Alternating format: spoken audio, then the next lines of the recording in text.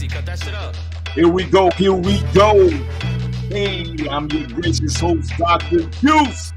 Welcome to Urban Matters Matter Live Chat here at Urban Matter Black Media Studios. And we are definitely delighted to see you and have you join us today. Yes. Yes. Thank you again for joining us. We are back again here on this gracious day. Happy Sunday, August, what is it, the 18th, 2024.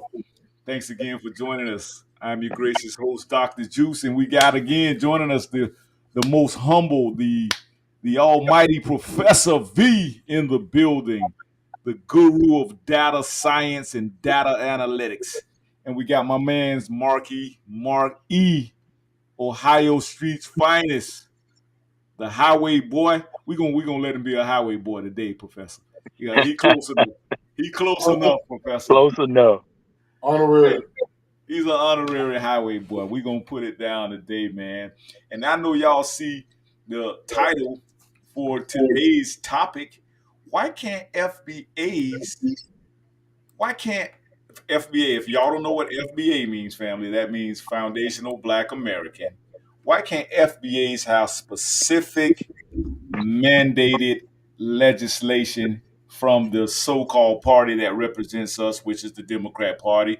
And for that matter, it can be the Republican Party. But I'm telling you what foundational Black Americans need this election cycle, and that is specific policies that address business ownership and open up resources specifically.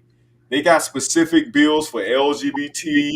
They have all these different, organizations like small business grants that they give directly to LGBT businesses, so that LGBT businesses are not undermined, or so LGBT businesses and Q businesses are not overlooked. They have the same similar policies for Asian Pacific businesses. If y'all don't know, Miss Kamami, she gave out about, since she's been in office, almost 80 billion to Asian Islander, Pacific Islanders businesses, and these businesses are specific for Islanders. You can't, like, say for instance, right? You're a Black American, which they like to classify us as a minority, right? You can't take advantages of that resources. It can only be designated to those Pacific Islanders and those Asian American type businesses. And I hate using that term, Asian Americans. But fella, don't let me talk your head off today. Go ahead and introduce yourself today, fellas. I don't want to talk everybody's head off. Y'all know how to talk your head off. Go ahead, Professor. Let us know what's on your mind today and introduce yourself, and let us know how your day is going. Let us know how your week is going. I know you guys had a power outage up there in the Atlanta, the Region 4. That's the capital of Region 4, y'all. We're gonna start naming places as regions. We're gonna start introducing y'all and educating y'all on what the 10 region plan is in America. Go ahead, Father, Professor. Man, y'all know what it is. I'm across the highway. All right. Full blown 3Ds, man. B1, bro. All the way from the ATL, man. Today, Dr. Juice, it's storming again, and I'm prepared. Like, if my power go out again today, I will go into my emergency mode, and I always like to have the opportunity to do that to make sure all of my emergency functionality is working properly. So if my power should go out, I'm going to transfer over into my emergency mode, and I'll still be there with you. Good thing. And that's a good point you made, Professor, about being prepared for emergencies. We're in that time right now, family. I don't know if y'all paying attention to the times we're in. We got power outages everywhere. It's storm season down here in the South, and we gotta be prepared for these things, man. Are you prepared? Do you have at least 30 days to 90 days of food rationing, water? Because whether you know it or not, family, you will die of thirst before you die of hunger. I don't know if anybody knows that. That's just a little bit of biology type education for you. You need water for your body. You will die of dehydration before you will die of hunger, and that is a fact. All right, Mark, let's run it. Your turn. You're in the chamber. Yes, sir. The one and only Marquis, all the way from Ohio Street, and under the tutelage of the illustrious Mr. Stephen Bubba Hawkins. Salute, Uh, salute. yeah, yes, sir. And we ready to go. And I love that topic because we gotta get serious about this black business stuff and trying to stop some of this benign neglect going on in our government, Yes, sir. trying to force the hand of these legislators to do something for our group and specifically for our group. I think that is very important. Yes, sir. And also, I think, the Jedi mind trick. We've been talking about that for a while. So I got to looking at I started acting like Professor Boss a little bit and started looking at some graphs and stuff. And man, oh man, Yeah, the we got Jedi mind trick. So we're gonna talk about that a little bit today. absolutely, absolutely. I think you sent me that graph. Let me see if I can pull Yeah, it up. Let's see if we can pull it I up for sent two of them. Man, y'all making me just so proud. You don't know what that does to an educator to see research, man. And we need to do more research. We need to Absolutely. teach research. So you just warm my heart to talk about all the research that you're doing. I'm just so excited to see these graphs, bro. Absolutely, man. Let's get that graph on screen right now, man. All All right, right. brother Marky Mark, break that down for us, man. Go ahead and Uh, unpack that. All Blow it right. up, blow it up, so I can Yeah, see it. blow it up, brother. Okay. Which is that the one for that's the one for the United States. Okay. If you notice, I hear, they had me reeling on these Biden mind tricks, right? But do you notice who had the worst unemployment rate Hmm. and we were the happiest? That would be those Obama years from 2008 to 2016. We had the worst unemployment rate Wow. in the US. So that's what this chart is for, unemployment in the United States from 1990 to 2023. Do you see Obama unemployment number?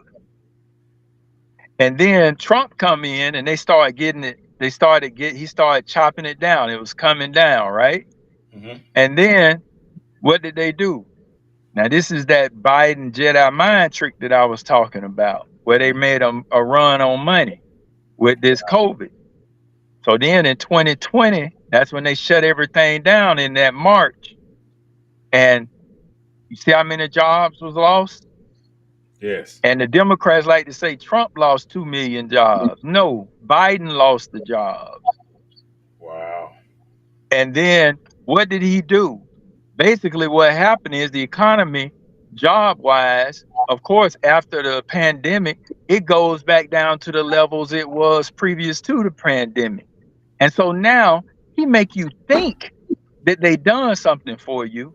And Hmm. only thing happened is everything went pretty close to how it was. Jedi mind trick. Wow. Wow. Let's pull that other chart up real quick, brother Marky Mark. And Let's the other see. chart is more like we talk about specific to our community. It's Hmm. and it's pretty reflective of the entire US. Um, but you know, we have the same fluctuations and whatnot in the chart. And so that's what I say about us actually investigating some of the stuff people say. Because during these election times, they put, how people just make PowerPoint presentations and Hmm. then they make bold statements on it to get your attention. So when they said Trump lost 2 million jobs, I had to look it up. I wanted to see this, I wanted to understand it because I missed it. And then that made me go to this research and I'm like, whoa, wait a minute. Hmm. Okay, So, here we go. We got it. The next one up right here, Marky Mark. all right, that's unemployment rate for African Americans in the United States from 1990 to 2023. Now, um, brother, can you scroll down? Okay. Not a problem. Let's see if we can get it rolled up here. Yeah, All right. yeah. Let's see here. Now, I think we got it now, right. Okay, let's see if we I can pull that up. I'm on my phone. It's hard for me to Right, do. yeah. Yeah, I got it. I But got it. I see what you're saying. Yeah, hold on. There we go. what's that percentage on? What's that lowest percentage for us? It says, let's see here. Let's see if I can blow it up one more time. Let's see. Hold on. I'm gonna Because blow in it. the U.S., we're down to like 3 as a nation, 3%, 3.6 or something to that effect. Okay. And as you can tell, Oh shit. our numbers are a lot larger than that. So just running on that premise alone, we have to understand how much greater we are affected than the US numbers. And that's Right. one reason why I pulled ours up. Because everybody on this chat is B1. And so Absolutely. we got to understand what it is for the country. And we also got to understand what it is for our group specifically. And our group is hurting. Yes, sir. Super hurting. Let me see if I can blow it Yes. one more time. See how fat those lines look. Yeah. Yeah. I mean, we have the same, you can see Okay, you it's can, 2022. We're at around almost 20. Got a little blurry on me. About 20%. yeah, bruh. That's scary. That's like double what it is. You said 2022 is it 20%? Let me see. Let me pull it up real quick. Let me just. Woo! So that's even worse. So, Yeah, that's you way. know, we it gets the point across though that we as a group of people, we are getting a bad end of the stick. We all know it's the worst end of the stick.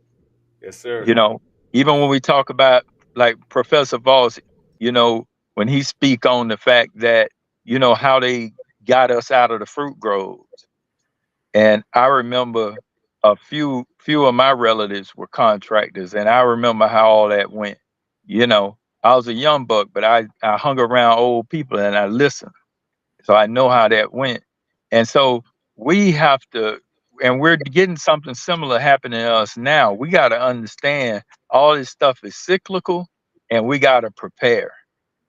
And I agree with Professor Voss. We got to learn how to work in a digital environment. That's why I'm on this site. I mean, that's why I'm on this live and I'm learning. Yes, sir. Yes, sir. Thank you for that presentation, brother Mark E. I call it Mark E. Mark. Yes, sir. Yes, sir. Professor, you want to chime in on that? Give us a little feedback on those numbers, and if you got any type of slides you want to present us, and we'll keep it going. Look, you know what? Let's go with some comments. Minister Goodbye checking in. He said checking in. Salute to Minister Goodbye. Yes, sir. Stand Salute. the man. Stand the man. I see you down there in Ghana, man. He man, stand the man down in the motherland. He trying to find his roots. I feel you, boy. You trying to tap in with your roots. You down there in Ghana, huh? All right. That's what we like to see, bro. We like to see us Yes, sir. communicating and tapping back into our original roots. And look here, man. Come back with some investment ideas too down there, standing man. Because I know it's a lot of investment down there in Ghana, but be careful down there. They got a lot of scammers too now. So be Yeah, careful. they got a lot of scammers going on. Yeah. And if he want to get hooked up with somebody, I got somebody on the ground over there Okay. See who that? That's who what do network. real estate. That's what networking do for you, Standing man. You should have tapped in with us, man, before you went down there, man. I get it though. I know you like to move in silent. I got you, bro. I'm on that. Yes, sir. And Professor Voss had us a little comment in the comment section. Y'all see how we got the comments popping up? What? Our technology is advancing. Yes, sir. Yes, sir, man. That's what I'm saying. Listen, man. I woke up about 5 o'clock this morning. I say, man, look, man. Why are the comments not tapping in, man? I don't like that. What's going on with that, man? I like to let's see, what's going on. It's not, yeah, but everything's cool, man. We're gonna keep rocking and we're gonna keep grinding and we're gonna keep hashing away. Professor, chime in on that though a little bit on those numbers about unemployment and I had, you know what? Let me say something real quick, Professor, before you come on. I had got into a conversation, like I said this morning, with a older lady in my neighborhood, and I was just doing a survey, and so I was just wanted to see where she was at, and was she politically, intelligent, or was she politically ignorant, or was she just politically confused? And came to realize that she was politically confused because I had asked her a question about why do people all the time convert or try to deflect to goofy stuff, like if you ask them a question about, just because I don't want to vote Democrat and I don't want to identify a Democrat, why do people automatically say, oh, well, you're a Trump supporter, and without you saying you're a Trump supporter? If I'm a Trump supporter, I would say, listen, I'm supporting Trump. I have no shame in my game. You get what I'm saying?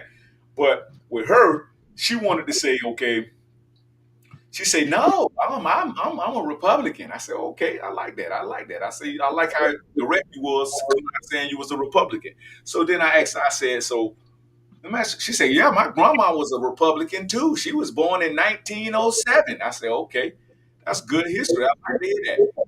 I say, because we were more conservative when we first originally were, in the Americas that we founded. Y'all know that we founded it. And one of y'all guys turn your monitor down a little bit. You probably we got a little feedback.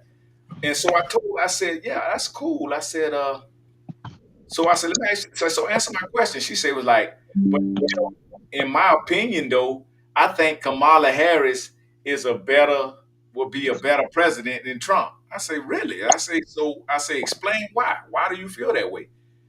And the first thing came out her mouth, guess what she said? Because he was fighting against Roe v. Wade. I was like, what? I said, you mean to talk about the abortion law, the abortion bill? I say, technically, let me give you some sign. I say, because I got it, I can pull up the receipts for you. Trump was not against Roe v. Wade because she said, before she cut me off again. She said, well, because you got a lot of women around here that have these stillborn births and all of that and rape and all. I say, listen, Trump had an exception in that bill. He said that for rape and incest and stillborns, you could they would allow abortions, but just people out here having reckless sex and want to go get an abortion because they having some ratchet reckless sex and they having gutter sex. No, you're not gonna just be going running to the abortion clinic. See, we have to realize that abortion is a business. Have you ever seen any women or whoever goes to the abortion clinic walk away with their fetus? Have you ever seen them walk away with their fetus? No, you don't, because that fetus is a product, and it's a product for economic empowerment. And these people take these fetuses and they put them in your Coca-Colas and they put them in a lot of your foods. You don't know that. A fetus is a sweetener for a lot of different food companies. I know I'm kind of grossing you out right now, but facts matter. That's what they do with fetuses. Also, they take the organs. That's why they're trying to push the abortion rate up to 9 months now. You can still get an abortion because now at 9 months, a baby child has full developed organs. So organs are a very lucrative business on the black market and on the organ donor market. So I'm just giving you some science right now. So then I say, so why do you say that Kamala's a better? I say, so you're telling me because you're a woman, even though you're Republican, you're still going to vote for a Democrat. That's what you call politically confused. I digress. Professor, we were talking about the economic situation of black men and the job rate of black women in America. Y'all just got me choked up, and I'm gonna have to work through that. And the reason why you got me choked up, to first of all hear the influence, the academic influence that I've been able to impart on y'all. Uh, you're doing research, you're using data to tell your story, and when you think about the Stone Ages when I came up in the 70s, right? And when politics, the news, and all these things was presented to us, we had to take whatever the establishment was telling us for face value. We really didn't have any mechanism to go outside of what the establishment was telling us. Water contract, those people. Yes, sir. And then, like for instance, so if we was back in the 70s and all of these events happening right now, and let's look at the day, the Democratic convention is starting tomorrow. We would have to wait till everybody went to the barbershop on Saturday to talk about it, to discuss it. As black men, we'd have to go to the barbershop and talk about it. And then as we went through the barber would have to keep the conversation going as we all went through the barbershop. But today, we have some of the most amazing technology that man has ever made. And when you think about technology, I always like to use this example, especially in the case of AI. Look at technology as a hammer, right? We can take a hammer and we can build something, and we can take that same hammer and tear something down. Absolutely. In this case, we're using the hammer, which is technology, to build something. And I just can't tell you all enough of just how I'm just so touched that you really get self-education. You get that, and we're demonstrating that in the community. We're building a digital community. Our physical community might have been disrupted and changed, but guess what? Our digital community is greater than the past. So I want to commend Mark and Mark, and that's why we gave you an honorary cross the highway pass today, because you one of us. But That's right. the thing that, and guess what? Cross the highway, I want to point out, nobody nobody in your community cross the highway is always taking the lead on everything. Cross the highway, bro. We're leaders. The thing that I want to get us on the path about is policy. We need to have a discussion about policy. You know, I know it sounds like we sit here and we talk about the issues, but let's talk about the solution. And you get solutions from policy. But the first thing you have to do in order to develop those solutions is do exactly what Brother Mark did. You start off with the data. You start off with the data. The data is your framework. The data is your foundation to solving problems. And the problem is,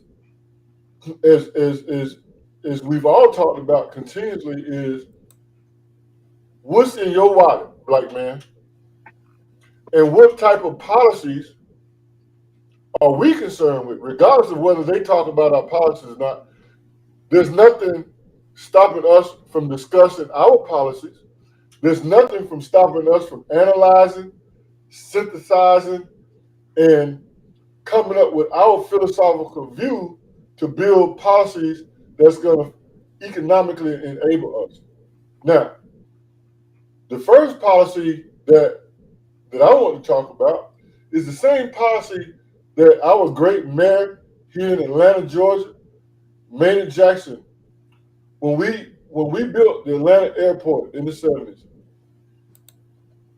the thing that really brought economical wealth to black businesses in Atlanta was when Maynard Jackson legislated that 30% of all of those prime contract goes to minority businesses.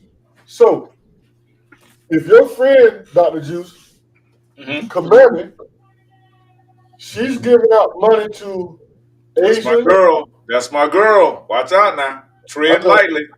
Okay, let me put Miss Kamani. Okay. There you go. That's better. That's better. Put some respect on her name. Put some respect on it. I'm sorry, forgive me. So So Miss Commandment is going around talking about how in that last video that you presented that Asia Pacific got some money, some Indians got some money up in Dakota to do opioid. She said she also gave For drug money abuse, right? out of the Freedmen's out of the Freedmen's Bank. She gave money. She ran money through the Carver Bank that's in New York, and she's supposed to be sending money down to house. Okay, Miss Commandment. Now, let's write a policy of that money. What percentage will go to foundational African American men? And why is that? Because Brother Michael just pointed out that we suffered under Obama, and I can take you all the way back to when we got here, so you already know our pain and suffering and how our business. Look, I will mention this: during Jim Crow, they wasn't burning down LGTP alphabet people businesses. She They wasn't wasn't. burning down women's businesses. Nope. Okay, they wasn't burning down midget businesses. They were burning down black businesses out of white jealousy. So that's unique. That's specific. So that being the case, while you're throwing out money, Miss Commandment, why don't you talk about a policy that will address some of the economical issues that Brother Mark made? So if you're gonna do housing, if you threw money housing, I'll give you a half a point for that. Okay, but let's build some policies around. What about training? What about let's build some policies that will increase trade. In other words, instead of this pipeline to prison that you got going on with our boys, or instead of trying to convince our boys that there's somebody else that they need to wear a dress, why don't we train them to be plumbers? Why don't we train them to be carpenters? Why don't we train them to do concrete work? Since you put money out there for housing, and make it a policy that X amount of those funds go toward foundational white people in America. There you go, Dr. Juice. Absolutely. Absolutely. I totally agree with what you're saying, Professor. And I know part of her plan was to invest money into the housing. Why invest money into housing when the housing industry is on the verge of collapse? The housing market is in a what they call a bubble right now, an economic bubble, and we all know what happens with bubbles. They burst. And we'll be right back in the same dilemma when Obama was in office in 2008. The Fannie Mae, the Bank of America scam that was running in Countrywide. I know y'all remember that, the Countrywide collapse, the Countrywide housing collapse, where they put all these balloon policies and balloon loans. And what happened was they were financing people in houses that couldn't afford these houses just to make the numbers and fluctuate the numbers and make it look like the mortgage industry was doing so good. That's called predatory lending and predatory housing. And so they were preying on innocent consumers such as you and I. I know for a fact because I got caught up in that. But what I had to do, I had to sell my home before I lost it because I got caught in what they call a balloon loan. Y'all know what a balloon loan is. And I was like, yo, man, the market's going here and I can't afford it. And I'm working hard every day, man. I can't even tell you about the stress that I was under. And I'm paying my bills. And so I'm sending my money in, I'm sending my mortgage in, and guess what they do? They send it back to me, say, no, just hold on to the mortgage. We don't need it right now. We're working on some programs and we're gonna Countrywide bought out. I mean, Bank of America bought out Countrywide home loans and it was just a big mess. And I was unable. I mean, unfortunately, I was able to sell my home, and that's what helped me not right now be in a really bad position. And we got Professor sharing some information, but Professor, I just want to show y'all what Kamala is trying to do now. She's trying to come up with some type of economic plan because it wasn't on her. It wasn't on her website to begin with. And so I just want to show the family this. Let me see if I can get the comment section here, the chat section out of the way real quick so you guys can see this. But as you can see right here, she's trying to finesse or shoehorn a loan, I mean, a economic policy as it is. But look who she went and got. She got one of the most treacherous sharks of the economic infrastructure. She went and got, what's the name of the company? What's the name of the company? They're notorious for hedge funds that collapse. But as you can see right here, the Labor Department, she's trying to add the Labor Department because she knew. See, they threw her out here. They threw her out. This is a BBC article. You can go at BBC and check it on your leisure time. I just wanted to show y'all what she's trying to do. New homes and the end to price gouging. Harris sets economics goal. She's not going to be able to stop price gouging. Let me tell y'all what that is. That's code word for inflation. How are you going to stop the inflation when you caused it, Kamala? You caused it Right. by doing nothing for 4 years. So I don't want to beat her up too bad because I know a lot of people, they have a soft spot for her and her do nothing and the nothing burger policies. I know you do. But I'm just keeping it real, man. I'm not gonna sit around and allow my grandkids to look at me 20 years from now and be like, Pops, what happened? What was y'all thinking? What was y'all doing? Like we're looking at our ancestors now. Like we're looking at our elders now. We're like, damn. How y'all just steadily passing down debt and no passing down no generational wealth? And so, like I say, you're not gonna shame me. If Kamala or Command, whatever her name is, I don't even give a damn. You see how they trying to come up with all these Jedi mind tricks about, oh, you're racist if you don't pronounce her name right. Let me tell y'all something. People have certain pronunciations on how their accent is.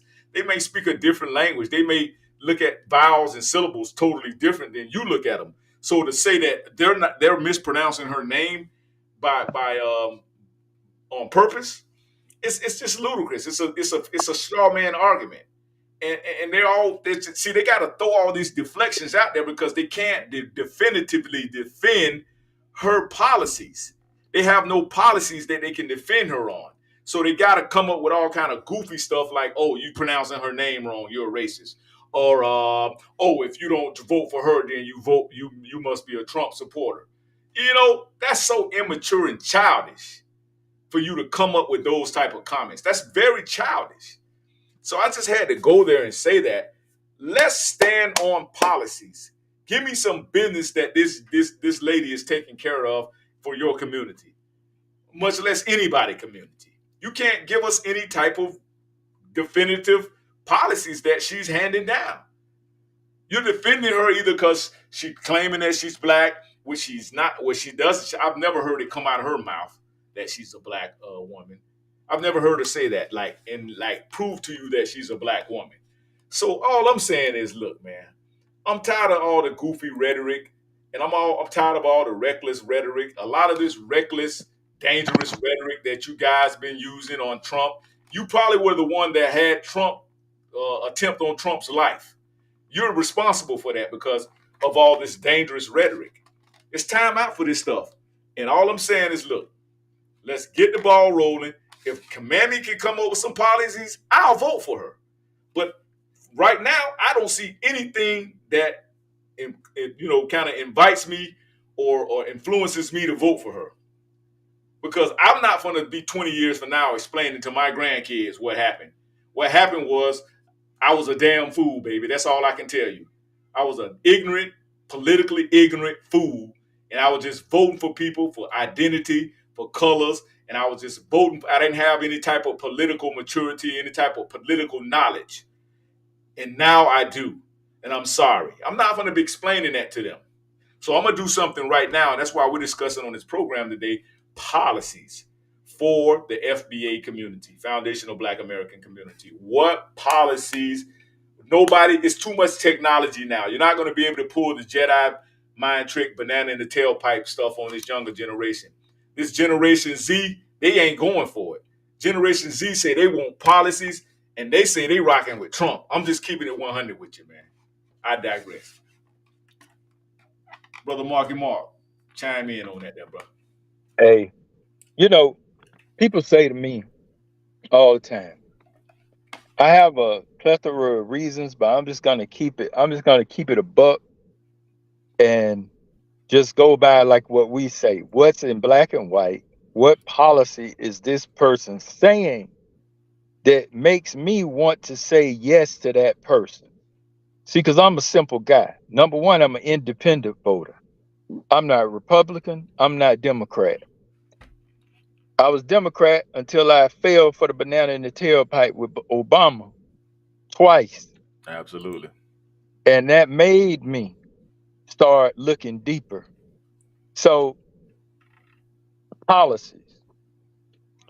Um, you know, stuff that matter to me, keep men out of women's sports. That matters to me. Yes. I have granddaughters. That matters to me. I have a grandson. That matters to me. And I've seen some of the things that happen when that happen. That's that's number 17 on agenda 47 for Trump. Uh, America first. Just like we B1, America first, bruh. I agree. I agree 100%. Take care of home first. Then we used to get told sweep around your own front door Yes, sir. before you try to sweep around mine. Yes, sir. And so that means something. Seal the border. Stop the migrant invasion. That's numero uno on agenda 47. Yes, That sir. means something to me because as you can tell by the graph I gave you, we are suffering. And the boule can talk as much as they want about black jobs, but those aren't the jobs that these migrants are coming to get. They coming to get them 20, 15, $30,000 jobs. And we are the masters of those jobs. Yes, sir. Our average income is around 38,000 a year. That's our average. Yes, sir. So we have to pay attention to stuff like that. And we got to get out our feelings because our women get in a little fantasy land and think all men or a large majority of men making six figures. It's not many of us. That's 10%. So you got to stop that. We have to stay in reality. And the reality is the majority of us make on average 38,000. So these immigrants are coming and getting those jobs. Absolutely. So that makes a difference. That's policy. That's wrote in black and white. End inflation, wrote in black and white. So if we just go make America dominant energy producer in the world by far, that's for me. So there's a lot of things that I rock with. It's only 20 bullet points. It's easy to read. Biden's was 188 pages, wrote like a true politician. So Mm. you can look, Agenda 47 is what Trump wrote, not that 2025 mess. Mm-hmm. So those are a few of the policies I like. Those are the few of the policies I rock with. As we've looked for and as we spoke about, Commandment don't have. I guess she got one policy that she claiming for now. But my thing is, you're in the White House at this very moment. Why is it you haven't done anything to stop this already? Correct. Correct. Let's And go that's over some of these comments. Thank you for sharing that, brother Mark. Thank you for sharing that. yes, sir. I felt the passion and I could feel the vision in your spirit. And I thank you for being a part of this platform. I thank you for being a role model for foundational Black American men standing up in the paint and taking responsibility and accountability for their communities. And I know that's why you guys come and participate in this platform. And I'm great. I'm just grateful for that. And I just want to let Professor know I appreciate everything that y'all are doing. And we're going to grow this thing into something beautiful. And it's going to be organized. And we're trying to, have an organized mindset. And that's what it takes in our community. And I know this is like a misnomer, or it's like a taboo where you see men organizing and alternatively educating their communities. And that's something we don't see a lot. I mean, even in the educational system, our school system, you don't really see a lot of Black male educators participating in the educational institutions. And but you got a gang of church ones, Black males. And I think that, me just personally, I think the church is failing us. And the church used to be an educational institution in the Black community, but it's not anymore in the Black American community. And I just want to go over some of these comments real quick. Professor Voss says, here is a summary of challenges and barriers faced by Black Americans across selected years. 1955 social and political barriers. Emmett Till's murder. The brutal killing of 14-year-old Emmett Till in Mississippi became a national rallying point for the civil rights movement. Montgomery bus boycott is another one. Sparked by Rosa Parks' arrest, the boycott led to major confrontations around the segregation and racial inequality in public spaces. Economic barriers, economic opportunities for Black Americans remain severely restricted due to segregationist policies in the South, discriminatory hiring. But I want to say something right there. We used to think a lot of the segregationist policies were just in the Southwest. I want to kind of correct you and kind of add to that. They were also Yes, in the North. It was also correct. in the North. So they, Yes, they just tried to make it seem as if they were, these so-called abolitionists that were trying to look out for slaves, but they were really jealous of the the Black people in this, because see, Black people, in whether you know it or not, Black people in the South, the slaves were treated better by their slave masters. I ain't saying that that's a good thing, but I'm just trying to say that's some American history that has gone unchecked.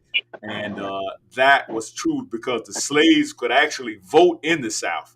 They didn't give those voting rights to slaves in the North. You had to literally be free, a free slave, to be able to be voting in the North. So I'm just saying, not that slavery, well, I'm not trying to justify slavery and such, but let's go back. Policies in the South and discriminatory hiring practices throughout the country. 1965 Social and Political Barriers, Voting Rights Acts of 1965. Although it was a significant legal victory, it was met with backlash from many southern states that worked to undermine voting rights. For, let's see what else we got here, for high wage jobs, economic opportunities, as a discriminatory housing. That kind of sounds like what we're going through right now.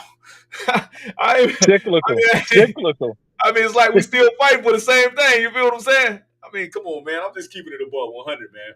Okay, Mr. Stanley Man Barnes says, what's good, Juice? I'm watching you all the way from Ghana live, my brother, and I'm sharing your show. Thanks for that, bro. We appreciate that. Yeah, we need some international coverage, because I think, man, this is my vision, bro. I think we're gonna be doing a lot of traveling, my dudes. Hey, y'all think that? I think, man, this show gonna take off. I think our investment secrets and our investment advice going to start taking off here in America. And I think that, let's put this one up here on there. So he said, what's good, Juice? I'm watching you all the way from Ghana live, my brother. I'm sharing your show. Thank you, bro. We got Minister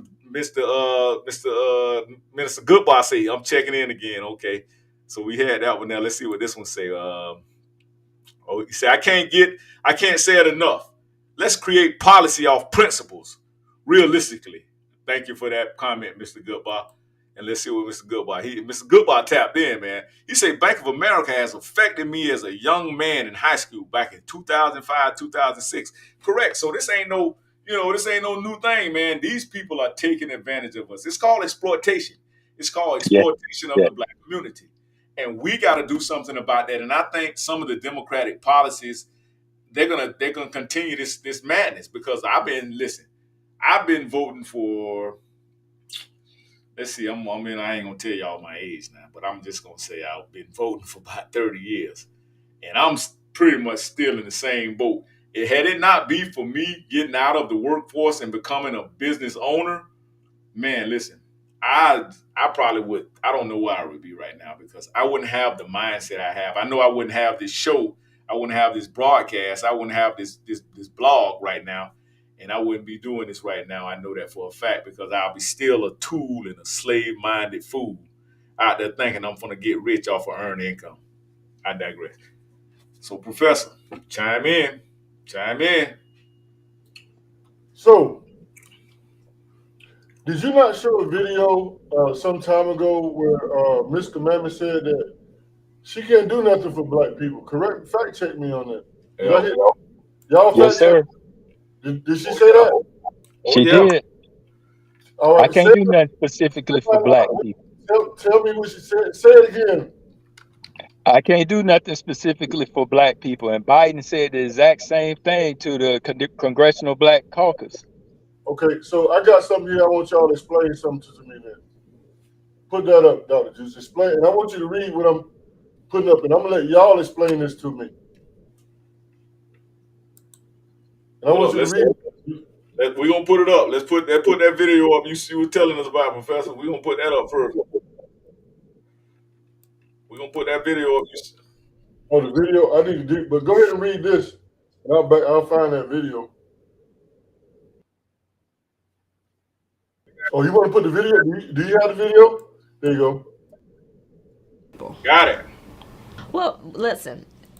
Again, we had over 200 years of slavery. Now they ask her, do you support reparations for black people? Do you support reparations? And let me just put something out there real quick, Professor. Y'all know they weren't even talking about reparations before the black media platforms like such, Urban Matters, Black Media Group. Y'all know they was not even discussing. They was talking what that one bill, bill HR 10 whatever. They talking about. They was discussing reparations. See, they want to discuss reparations. No, we need them to enact and enforce reparations. It's a difference. Do you support reparations for black people? Well, listen. Again, we had over 200 years of slavery. Listen. We had Jim Crow for almost a century. We had legalized discrimination, segregation, and now we have segregation and discrimination that is not legal but still exists and is a barrier to progress. We have disparities around housing. We have disparities around education. We have disparities around income. And we have to recognize that everybody did not start out on an equal footing in this country. And in particular, black people have not. And so we have got to recognize that and do something about that and give folks a lift up. That's why, for example, I'm proposing the LIFT Act. Give people who are making $100,000 or less as a family a tax credit, which will benefit and uplift 60% of black families who are in poverty. So by default, it affects black families, but there's not a particular policy for African Americans that you would explore. But no, if you look at the reality of who will benefit from certain policies, when you take into account that they're not starting at the same place and they're not starting on equal footing, it will directly benefit black children, why we're doing it. Listen, the reality also is this. Any policy that will benefit black people. A lot of words salad. Here she go with the all lives matter. See how they always circle back around to all lives matter? Will benefit all of society. Let's be clear about that. Let's really be clear about that. So I'm not going to sit here and say I'm going to do something that's only going to benefit black people. No. Because let's really be clear about that. So I'm not going to sit here and say I'm going to do something that's only going to benefit black people. No. About that. Let's really be clear about that. So I'm not going to sit here and say I'm going to do something that's only going to benefit black people. No. Because yeah, she said it. 3 times. 3 times. She made it clear. She said, let's be clear. Yes, very clear. She just said, she said, let me be clear about that.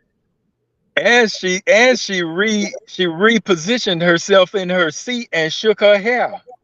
Yeah. So she meant what she said.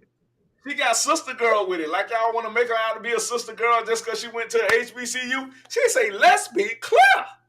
She put the neck roll in it. You know how the women get with you with that neck roll. Y'all sisters good at it. They gotta roll that neck, boy. Listen, that neck roll, boy. That neck roll do something to me, boy. You might as well I just guess cuss me out before you do that neck roll. I guess that was an AKA neck roll she done so she can assimilate. Y'all stop it. Y'all being petty now. Let's go. Professor, stop it. All right, Stop it being Professor. petty. All right, so I want you to put that on screen, and I want y'all to read that to me. You got it up there? Yes, sir. Okay, let's do it. Let's blow it up. Executive order advancing equality for lesbian, gay, bisexual, transgender, and queer. You got to roll it for me, Professor. I can't. You got all the controls on your side, so you got to scroll it down. There you go. Yeah, there you go. Scroll it just one time. Okay. Policy Our Nation has made great strides in fulfilling the fundamental promises of freedom and equality for lesbian, gay, bisexual, transgender, queer, and intersex. LGBTQI. Damn, what did I mean? What did I mean on that? What is that? America. Okay, let's moving on. Moving on. Americans owing to the leadership of generations of LGBTQI individuals, in spite of this historic progress, LGBTQI individuals and families still face systemic discrimination and barriers to full participation in our nation's economic and civil life. These disparities and barriers can be the greatest for transgender people and LGBTQI people of color today. Today, unrelenting political and legislative attacks at the state level on LGBTQI, plus children and families in particular, threaten the civil rights gains of the last half century and put let's say half century. Man, we've been in this thing for 500 years. What? Come on. Civil Okay, rights. all They right, had big those bad. the word civil rights in there. Right? What they got to do with civil rights? Okay, okay. We're just moving on. We gonna try to maintain our cool right here, right here. Last half century have put LGBTQI people at risk. These attacks defy our American values of liberty and dignity, corrode our democracy, and threaten basic personal safety. They echoed the criminalization of LGBTQI plus people. They keep putting that plus on there. I don't know what that plus supposed to mean, but I guess it means something. Plus people continue to face in some 70 countries. You got to scroll down a little bit for me, Professor. Scroll down a little bit there for me, Professor. Okay, right there. Around the world, the federal government must defend the rights and safety of the LGBTQI plus individuals. What the hell is that damn plus keep getting in there for? It Whoever is they come up with. hey, that plus just like you can throw some mayonnaise on it, you can throw some ketchup on there If and everything if else. you identify if you're a person that love monkeys, that's gonna be added to it. If Wow. you a child lover, that's gonna be added to it. If So you want to it identify as a squirrel, if you want to identify as okay, I get it now. Okay, thanks for that yeah, clarification. Thanks for that clarification, Marky Mark. Okay, thank you. It is therefore the do a policy video of on that my one. administration. Exactly. We go. That's another video. It is therefore the policy of my administration, whose administration, to combat unlawful discrimination and eliminate disparity that harm LGBTQI. Plus, there it is again, individuals and their families defend. So that plus, I got it. They finna add some more shit on. They're gonna put A, B, C, U, D, A, element O, P. They finna put some more stuff on them. Cause I Right. heard that at one point in time they had LGBTQP, T. and the P stood for pedophiles. They were trying to like legalize pedophilia. They were saying pedophilia is not a sickness. Pedophilia is actual sexual preference. I remember they was doing that one time before. Well That was back in they've done the legislative portion where it's no longer in the book as a sickness, but they still working on. They've got some different things passed in the slide for oh man. pedophi- pedophilia. So Oh it'll be added once they soften up the public to it. wow. Wow, You wow, know how they wow. work. Right. The federal government must take action to address this. They say they're going to take action. What the action there for us? That's our anti-black, hate crime. Okay, I'm gonna move on. The federal government must take action to address the significant disparities that LGBTQI plus youth face in the they messing with the youth now. It's saying LGBT. Well, man, this is a confusing article. I mean, a confusing law. Facing the foster care system. Okay, the foster care. Now, I understand that the misuse of state and local child welfare agencies to target LGBTQI youth and families. They go that plus again, plus youth and families, and the mental health needs of the LGBTI plus the youth. My administration must safeguard LGBTQI plus youth from dangerous practices like so-called conversion therapy, dash efforts to suppress or change an individual's sexual orientation, gender identity, or gender expression. A Whoa. discredited practice that research indicates, right, can cause significant harm, including higher rates of suicide, dash related thoughts of behaviors by LGBTQI plus youth. The federal government must strengthen the support for LGBTQI plus students in our nation's schools and other educational and training programs. Bro, Wow, bro, let me interrupt. wow, Let me interrupt while it's on my mind. wow, Do wow, you wow. notice how that's worded? You notice how that's worded? That would almost make you think originally that she wants to stop it the way it's worded. But Right, she's just saying she want to safeguard it right, so you don't. She just want to make it safe for them to transition. right. She's co-signing it. Right. Right. But it's word, man. These lawyers are tricky, man. Yeah. Wow, man. Wordplay at its finest. Scroll down a little bit for Professor. Yes. It must also address the discrimination and barriers that LGBTQI plus individuals and families face by expanding access to comprehensive health care. Now they're going to give them free health care, including reproductive health, protecting the rights of LGBT. Wait a minute. How How the can you hell? reproduce? Hold up, man. I'm trying to keep a straight face on this stuff, man. Okay, I'm gonna get through this, man. Y'all bear with me. Y'all just have patience. Protecting the rights of the LGBTQI plus older adults and preventing and addressing LGBTQS2QI plus homelessness and housing instability. Boy, they crowbarring everything in here. Now they're gonna give the LGBTI housing. So if I just claim I'm an LGBT, I can get all the benefits and resources in America. That's right. That's Just what like this an sounds like. immigrant. Just, yep, just like an illegal immigrant. Man, I'm thinking now, man. I might become LGBT, man. Shoot, I might Hey, start identifying. be like that Adam Sandler movie. Yeah. Through these actions, the federal government will help ensure that they ain't say specifics, they say every LGBTQI, regardless of who they are or whom they love, has the opportunity to live freely with dignity. Section 2, addressing harmful and discriminatory legislative attacks. Now they're going at the legislative branches. They're Oh, going at now the you can't say senators. nothing about them. Right. Right. They finna put stuff in the now. When you see legislative family, that means they finna put some laws into place. Oh, here we go.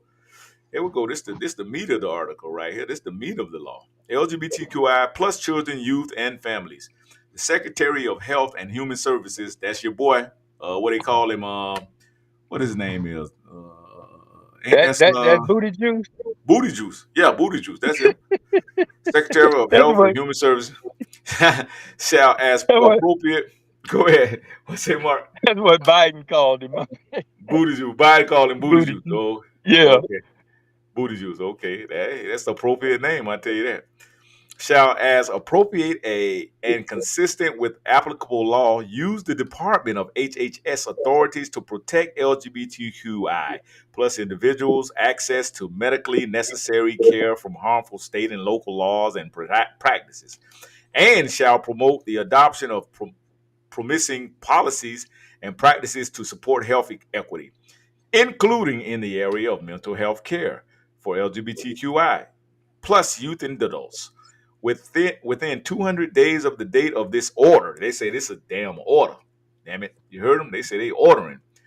The Secretary of HHS shall develop and release sample policy area. I told you they're going to put some policies in place for states to safeguard and expand access to health care for LGBTQI plus individuals and their families, including mental health services. All right, So scroll with me, Professor. why are they sample policies? I don't know, man. That's a little bit too far, Professor. Come down just an inch. You missed my paragraph. Yeah, Okay. right there. Secretary of Education shall, as appropriate and consistent with applicable law, use the Department of Education's authorities to support LGBTQI plus students slash their families, educators, and the school personnel targeted by harmful state and local laws and practices, and shall promote the adoption of promising policies and practices to support the safety, well-being, and the rights of LGBTQI plus students. Within 200 days of this date of this order, the Secretary of Education, not that they said they telling the Secretary of Education, but we ordering you, shall develop and release sample policies for supporting LGBTQI students' well-being and academic success in schools and educational institutions. Section 3, addressing the exposure to so-called conversion therapy. Man, this is a long boy. They covered all points and whatnot for them, huh? The Secretary of HHS shall So establish an initiative to reduce the risk of youth exposure to so-called conversion therapy. As part of that initiative, the Secretary of HHS shall, as appropriate and consistent with applicable law, consider number one, consider whether to issue guidance clarifying for HHS programs and services agencies to so-called conversion therapy do not meet criteria for use in federally funded health and human services programs. All right, scroll with me, Professor. All right, consider a little bit down. Consider federally funded and human service programs. Also, increase the public awareness of harms and risks associated with so-called conversion therapy for LGBTQI youth and their family. So it sounds like this conversion therapy is something that maybe the Republicans putting the conversion therapy into the schools, and they going back in it. They countering the laws of whatever they're trying to make these students pretty much at least give these kids time enough to grow up before they start confusing their minds with all this foolishness. Okay, no, the the go ahead, brother. Republicans the Republicans are doing away with it totally. Oh, okay. None of it. Mhm. But the word, Okay. I guess the Republicans call it conversion therapy Hmm. because Gotcha. that's the little catchphrase. I don't know what they call it though, because they keep saying Right. so-called conversion. I Hmm. don't know I what hear it that. is. I hear them saying that. That's kind of getting sadistic. That's kind of getting, sassy with your words, so called. Yeah, so-called Right. Negroes. Sound familiar? That, yeah, that somebody sassy wrote this whole thing up right here. Somebody had some sassy in Yeah, it. yeah. Increase the availability of technical assistance and training to healthcare and social service providers on evidence-informed, promising practices for supporting the health, including mental health of LGBTQI plus youth, and on the dangers of so-called conversion therapy, and seek funding opportunities. Funding. Wait a minute, boss. There goes Yep. your word. There goes your word. Seek funding opportunities for providers of evidence based trauma informed services to better support survivors of so called conversion therapy. Survivors, they say, oh man, what he got some wordplay going on to him, boy. The Federal Trade Commission, they put the federal, boy, them big boys, that's when you see federal trade, boy, that's dollar sign, is encouraged to consider whether so called conversion therapy constitutes an unfair or deceptive act or practice and to issue such consumer warnings or notices as may be appropriate. Number C, to address so-called conversion therapy around the world within 180 days of they trying to tell the world what to do now. Damn. Okay, the Secretary of State, in collaboration with the Secretary of the Treasury, the Secretary of HHS, and the Administrator of the United States Agency for International Development, shall develop an action plan to promote an end to its use around the world. Ooh, well, them big words right there. In developing That's the the action plan, well, that's the yeah, go ahead, secretary. Mark. Right, the The Secretary of State secretary. shall All right. Secretary of It, State shall th- consider the use of the United. Go ahead, Mark. What was that, brother? I was just saying that I thought it was booty juice, but it's Xavier Becerra. Right. That's that big that's big time. That's the one that's the one that declared war on countries. Secretary of State, like Hillary Clinton used to be the Secretary of State at one point in time. She the one Yeah, said, she the okay, one that killed. right, Muammar Yeah, Gaddafi. Right, correct. Because he wanted to change the money, right, the money game, right.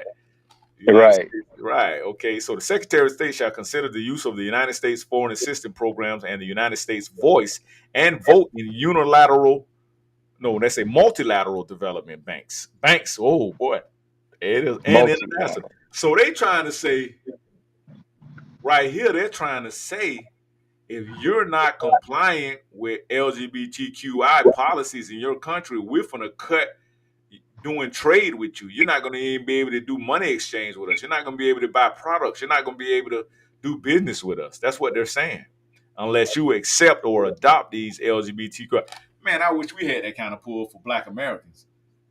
If y'all gonna listen, y'all got to do this for Black Americans, and we're gonna put all these banks in these policies. If y'all don't like Black Americans, then y'all don't like America. They don't do that for us. So Why? so so so Professor Voss, that's the fact that they can sit down and make this kind of a concise movement for LGBT, but not for us. Well, you heard what she said. She said you ain't getting shit. Right. That's exactly what she said. But she showed She you said you very ain't getting. clearly that they can. Wow. Yeah, they can, right. You know, and see, we were already tricked by Obama. Obama was saying, "Oh, I can't do this. I can't do this." Trump was writing executive orders out the gate. So don't tell me you can't write no damn executive order. He just wrote one. And what would be interesting, all you got to do is take AI and rewrite that. And if you really want to make yourself at least feel some kind of way, just read AI. I'll take that and replace LGT with black. It'll read the same way. They ain't even got to replace us. Just let us piggyback on that mug. You know what I'm saying? Well, see, Like they piggyback all our stuff. you see, Yeah, add us to it. I'm glad you brought that up because what she said was whatever we do for black people, it's going to affect all. But this shit don't say all. Right, Hold on. Hold It on. don't, right. this specifically say for the LGBT and the I. See, Wow. when they messed me up with the I. The I, And the plus. yeah, you know, when it comes to sex, I'm real simple with sex, man. But this right here, I need to research intersex. I don't know what the hell is intersex. I And think then if it's hey, intersex, Juice, play that is clip. there hey, Dr. Juice, let me ask you something. So if there's, I'm just asking questions. So if you got intersex individuals, do we have out of sex individuals? Do we have Extra I sex. y'all got to educate me because they lost me, bro. Hey, Hey, Juice, play that. if we got any family members that's I don't kind know. of affiliated with the LGBT community, can you please come in on the chat or something and just kind of fill us in on what's going on, man? Because I And mean we're a little lost and we just trying to get some clarity on this, man. I'm Like, gonna ask this question. I'm gonna ask this question. I'm gonna leave it alone. Now, y'all fact check me again and correct me. Did you not tell me that most of the black churches, if not all of them, support Democrats? yeah, yeah. So, for all the Bible thumpers, call your preachers, and I need help in understanding then if this is a Democrat policy, right? Mm. So I need some preachers. I'm not a Christian. I'm non-religious. I don't do Christianity. I don't. But as an educator, Wow. I would like for some of these Christian preachers to help me understand how this lines up with their philosophy, biblical philosophy. I want Yes. you to help me with that. Help me understand how does this integrate with the preachers. One other thing, I'm gonna shut up. The difference between the preachers now and the preachers when we were colored, a lot of more of the preachers when we were colored, they were educated because they came out of the black schools. These preachers today, if you want to call them that, all they are is self-serving pulpit pimps who can't even pronounce theology. I'll rest that right there, Dr. Juice. I think I made my point. Right there. Okay. Thank you for that, Professor. Thanks for sharing that legislation, man. They went to work, man. They went into beast mode, man, for the LGBTQI community. Man, I wish they could do just a tenth of percent of that for us, man. Like, and that's what that'll really get me to the polls, commandment. That'll really make me vote Sure for you. will.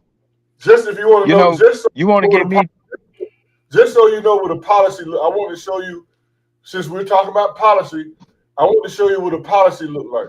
right. Wow. Yes. Wow. Let's go to some And comments real quick. make Go ahead, Brother Mark Grant.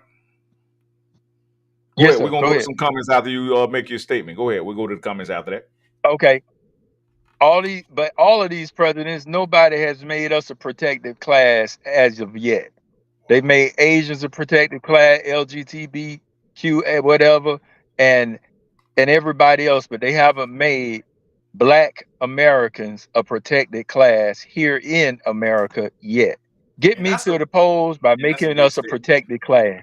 And that's a big statement, Brother Mark and Mark, because our Holocaust has been going on for 500 years and it continues now to this day. And we're still in the middle of our Even Holocaust. longer. So it more longer than that. So to the Jews, no hate and no shade to you. Y'all got y'all reparations and you get paid off every year and your reparations is over. Matter of fact, your Holocaust took place in a whole nother country and you're getting paid before we getting paid. You're getting reparations. You're getting repair to your spirit, to your culture before us. And our our demise and our Holocaust took place right here on these shores. The blood is still in the soil right now on these shores, and we have gotten nothing. Nothing. That's why And we're on not coming out. We voting for the couch this year. The couch yes. is on. I'm gonna mark in. I'm going to the polls, and I'm gonna write in the couch on the damn ballot. That's what I'm writing in. And make to add insult to injury, what do? Every year they remind us of our Holocaust with doggone Thanksgiving. What kind of garbage is that? Wow. To just rub it in, rub salt into the Rub it. wounds, huh? There you go. Wow. Thanksgiving. That's what Thanksgiving was about, the takeover of this country from the Exactly. indigenous, y'all know the indigenous, they call us. They want to make the The native Indians and all aboriginals that. of this land. But we are the aboriginal man of this man. I had a brother and he's a Haitian Turtle brother. Island. And this is not to all Haitian folks. Because we got some Haitian people come over here and rock with us, man, and get down with us, man. And I love y'all, man. But you got some of these tethers. I call them tethers. They want to just latch off us. They want to just take over our culture. They want to just come here and just act like they us. And then Luke Skywalker, he down there in Miami, getting real greasy, talking real greasy against y'all know. If y'all didn't know, Two Live Crew, Luke Skywalker, he's from Jamaican background. So that's why a lot of these folks are identifying with Kamala because Kamala is looking out for these immigrant groups that come here and try to blend in with us. That's what a tether is. A tether. You remember when you was in high school, you hit that tether ball, and that tether ball was attached to a rope, and it go around that pole, but it was attached to that rope. And after a Right. while, that tether ball will get closer, it'll get closer, it'll get closer, it'll get closer till it just latch on to that pole. That's what tethers do. They come here and they act like us. They act like a lot of the crime that's going on in New York and a lot of these urban areas. Those are immigrants. Those are black immigrants. But even when the Republicans report the news, they're gonna make it seem as if it's just all black people, as we just all one big Negro, and that's just not the case. We're not Right. just one big Negro. We have an identity here, and that's foundational Black Americans, and we built this country and we founded this country. If you're gonna come here, you're gonna put some respect on that shit. Feel me? Okay. That's real. So let's get some comments real quick. Mr. Goodbar said again. Let's put Mr. Goodbar. Kamala can't even answer a question straight up without dialogue or something else to dodge around the truth of a question she does not understand. Thanks for that, Mr. Goodbye. And I totally agree with that. That's called a deflection. That's what that's called, Minister Goodbye. It's called a deflection. Thanks for that, Mr. Goodbye. Mr. Goodbye also say, an illegal gay person, I guess, he says sarcastically, if you identify you are a protected citizen, sounds like to me a place to stay, a job, and not get shot by the police. LOL. Now crowbar that. He says now crowbar that. Try to crowbar that, and that's what. I'm glad you pointed that out, bro, because a lot of them coming here, and then I'm talking about my Latino brothers and sisters too. Y'all come here and get unearned benefits. Soon as you hit these shores, you get unearned benefits. We can't get unearned benefits. We have to go earn everything we get. Thanks for reminding me about that statement there, Mr. Goodbye. Let's see what we got here. The next one on there. We got Mr. Harrington. What's going on, Mr. Harrington? This is my OG right here, man. California, man. West Coast, man. Thanks for joining in today, bro. You got to start tapping in more, bro. You got to start going live with us, too. I told you, send me your email so I can send you a link. Mr. Harrington said, whose IQ test are we taking? Is it the test that they created? He said, how can a white woman or a white man design an IQ test for a black man or a black woman? Wow, that's a good question. If it is based on the education that they teach us, everything about me is different from them. Let's see what else he got there. Did we get some more on that comment? No. My IQ, he said, I guess we didn't get the whole thing in. He says, lifestyle is, he said, my moral compass is different from theirs. My spiritual lifestyle is different from their religion. I will ask the question again. Who is making this IQ test? Great freaking question, Mr. Harrington. Thanks for that question. We appreciate that, my dude. Mr. Goodbye again. He said it shows that the gay party of people got money and that and that's how they did it. He said we are not a nation under God legalizing gay marriage and so on. We are a nation under a certain class of people who has more money than the other. In my opinion, he says. Exactly. And I'm glad you pointed that out again, Mr. Goodbye. See, we want all these things.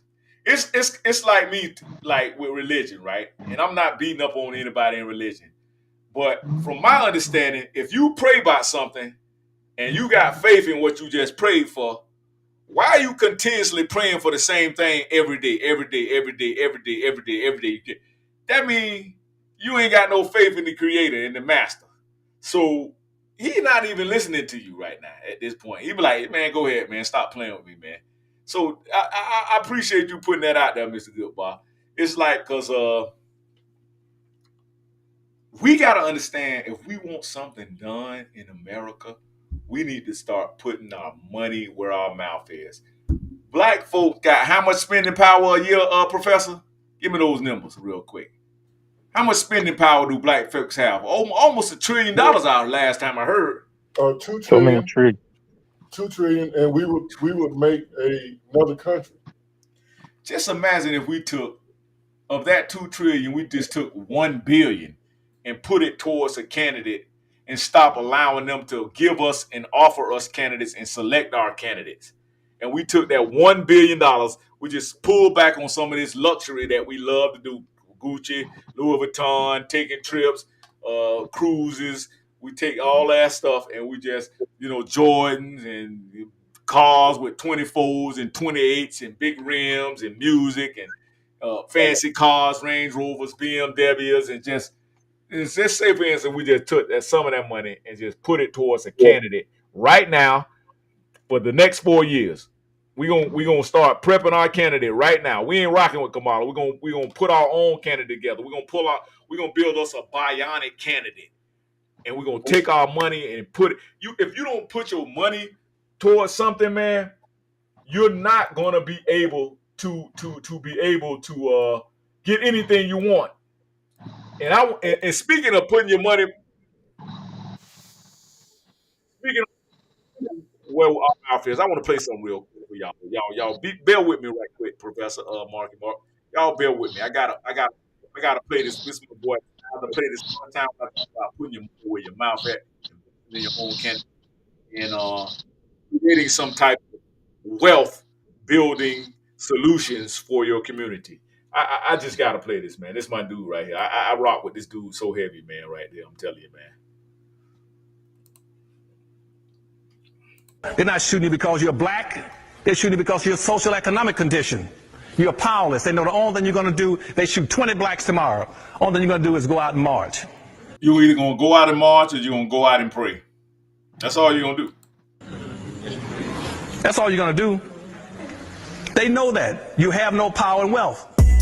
Vote for what? Vote for what? Vote for what? Black folk got to learn how to practice group economics. Black Americans spend every penny they get outside their own community. The economic philosophy of black nationalism only means that we should own and operate and control the economy of our community. You hear that? Own and control the economy of your community. Do you understand that? Tell me, do you understand that, family? That's big what he just said. Own, and not only own it, control it. Control it. Community. The political philosophy of black nationalism only means that the black man should control the politics and the politicians in his own community. Quit letting people. He said you should own the politics and you should control the politicians in your own community. Not let them give you a commandment. Not let them give you an Obama, a Jedi mind trick, or a black looking people. You need to know who these people are. Think about it, man. Kamala came from nowhere. You ain't known them. You have not known her for more than 2 or 3 years. Obama, he just popped up out of nowhere. You don't even know who he is, where he came from. They just gave him to you. And now we finding out this Negro ain't even American. And Kamala ain't either. They're not American. Just because they went to school here and just because they married an American woman, that don't make you American. Obama married what her name? Michelle. Michelle, yeah. Oh man, Michael. Oh man, we're gonna keep that one going there right now. People mislead you about voting. Voting ain't worth a damn. Politicians in his own community. Quit letting people mislead you about voting. Voting ain't worth a damn if you don't have an economy. You heard what he say? If you don't have an economy. So when you vote and you don't own the economy, it ain't worth a damn. I have run political campaigns for presidents. And let me give y'all some science behind Dr. Claude. Dr. Claude created the bill you know as affirmative action. He created that bill. He developed that bill. He was the chairman over the education department of Florida. This guy right here, Dr. Claude Anderson. And that's why they don't want to deal with him no more. They throwed him out. They throwed him out of Florida because he was too pro-black. He was trying to look out for black people. And he said originally that bill, affirmative action, it should be called corrective action so that you can correct the actions that you did against black education. But they changed it to affirmative because it was too precise by calling it corrective. You take that money off the first. It's money that controls your city council people. I have run political campaigns for presidents, for governors, for attorney generals, for congressional people, for mayors, and city council people. Voting in politics ain't worth a quarter in voting if you don't have an economy. It's money that controls your politics. You take your money on that first floor and the power numbers concepts that I'm trying to get you all to buy into. You take that money off the first floor, you buy every politician on the second floor. Don't worry about voting, buy them. That's what the Asians do. That's what the Latinos do. That's what the Arab do. Let me tell you something. How many times you been to the polls on election day and vote and bump into a damn Arab at the damn poll? You don't even see them because they don't vote. Half of them can't vote because they don't have the right citizenship. They just come in with their money and buy them and get what they want done and put legislative, like Professor just pointed out to you, legislative policies. That's why the LGBTQI community is so powerful because they buy politicians. They don't be worrying about voting. I digress. Be Be just like the mafia. Be like the mafia. Just buy them. If you can't, they don't have enough money to buy them, then rent or lease them for a while. You rent and lease him. Then you commission him and say, now on this second floor, now that I bought you, just like all this next election, you can see all this money going into all these candidates, billions and millions of dollars. They're buying those politicians. You buy them on the second floor. And then you tell them on the second floor, now, down to the poweronomics principles, I bought your rear end. You now take your rear end to the third floor. And on the third floor, that's your court system. I don't care. Courts and the police. Ain't your men keep getting shot up by the police, and you wondering why? You're wondering why, because you don't buy your police officers and your courts. I remember there was an argument going around. They was mad with Trump because he got in the office and he started appointing all these doggone justices in the court system, in the Supreme Court. Duh! Wake up, goofy. It was the Supreme Court or the local superior courts or county courts or city courts or state courts. You buy them.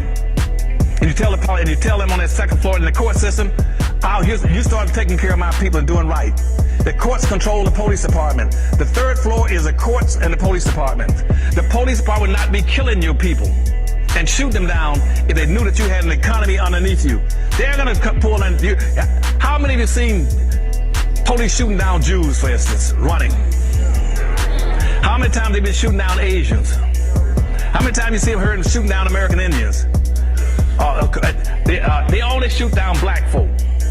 You don't have an economy to dictate to the police department or to the court system.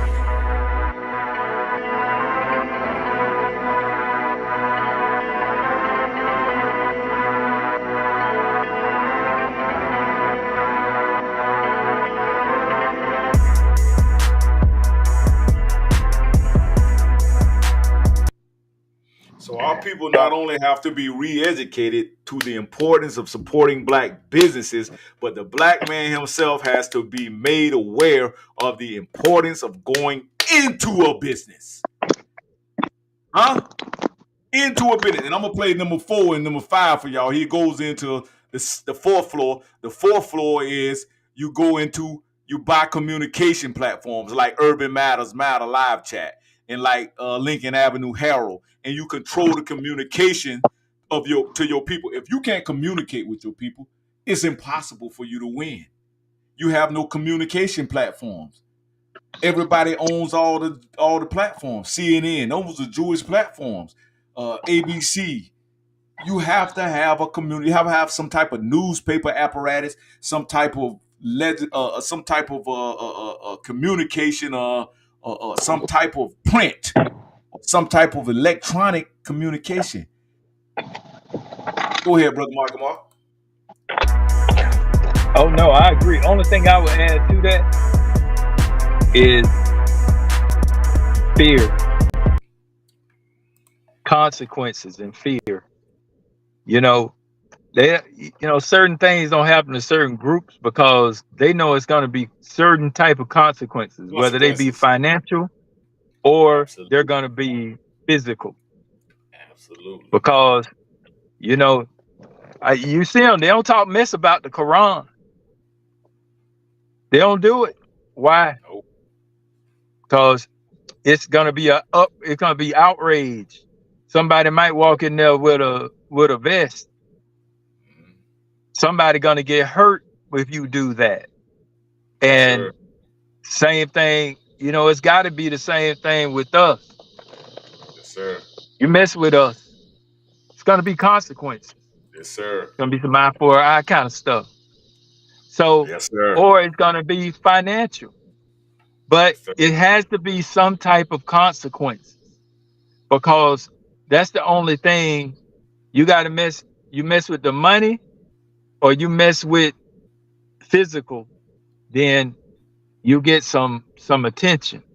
But Absolutely. If you ain't gonna do nothing but pray, you ain't gonna get nothing but prayed upon. Exactly. Love how you illustrated that, my brother. I love how you illustrated that. Yes, sir. Mr. Carlo, he says, I got a couple of typos on that post up top, family. Y'all, sorry about that. No problem. Listen, man, we take mistakes for love, bro, over here, bro. That's how we doing it over here. That's something guy love, man. That's something that we don't get enough of, man. Guy love and appreciation, man. They make us seem like we just savages, like we can't love on one another, like we can't appreciate one another, man. I hate that. I hate that stereotype, man. Really, I hate that big time. Mr. Goodbar says, Yeah. I'm not going to pray or march. I'm going to fight and take over just like our oppressors did if I spelled it right. You spelled it right, bro. Like I say, mistake for love, bro. Mistake for love. He say, buy the MFers you hate until they kill you. Michael Jackson did this tactic in the music industry. Yes, he did. He bought them all up. He bought Sony Records and everything. Who knows what Sony Records mean? What's the acronym for Sony Records? Oh. A lot of people think Sony is a Japanese company or Asian company. That's what I thought because of the Sony amps, the amplifiers. I had the Sony tape Right. players and all of that. So I thought it was Japanese owned. You know what Sony Right. stands for? What? Standard Oil of New York. Y'all know who that is, Rockefeller, right? Yes. That's Rockefeller money. Yes, sir. Rockefeller. Hey, Mr. Harrington says, yeah, brother, I will be happy to join the show. You brothers have some very interesting topics that I am very interested in. The people need to hear about what's being said on this channel. It's a beautiful thing to see and hear brothers getting it in. Thank you, bro. Thank you, bro. Now- Thank you for that, bro. Now, We appreciate that, brothers, y'all tell me, because I get down with Dr. Claude. And I've listened to a lot of different people. I think one problem that we do make, which Dr. Claude made, is and we get, we let our little heartstrings get pulled on a little too late. Mm-hmm. So what do I mean? We start investing. Let's use Lincoln Avenue as an example in Lake Wales, right? We want to fight to try to get the heritage of Lincoln Avenue back when it's majority owned by the other people. Mm-hmm. We couldn't get it when it's owned by us. Wow. And now we got to pay premium dollar if we want to take control of it again. Yeah, well, the price my thought, my philosophy, because you got to jump through all their hoops that they create. You got to go through all their red tape that they create. My philosophy is you don't worry about that no more. You use that as a learning tool, and you go buy the land and you create your own land, and you can name one Lincoln Avenue. Yes, sir. And you can put a June Young or a Parker Stowe or whatever in remembrance of these people. But that way we create our own tape and we create our own rules because it's our own land. Because Dr. Claude, he lost a lot of money trying to create a black community in cities that were already starting to be gentrified. And I know you want to be there because of the numbers, but you lose a lot of money that way. Best thing to do is create your own from the start where you got full control of it from the start. Yes, sir. And that way we can put our own Lincoln Avenue up. We can put our own Ohio Street up. We can put our own Austin Street up. We can put our own whatever up, and we got it. What y'all think? So, Brother Mark, let me piggyback on that real quick. So we already have a digital Lincoln Avenue, and we own it right now. Okay. Where in the history of our existence as someone from Lake Wales have the ability to do what we're doing now? Do you realize what we're doing now? We own Lincoln Avenue. We have a digital Lincoln Avenue. We got somebody in Ghana right now listening to us. We got somebody in California listening to us. And then we got ghost watchers all over the place watching us. When have we been able to do that? Throw that graph up, Dr. Juice. I got another chart for you. So we're gonna expand our digital Lincoln Avenue as time go on. Now, I got a question for you. If Black people have a $2 trillion purchasing power, how is it that our wealth is at the bottom? Explain that to me, Dr. Juice.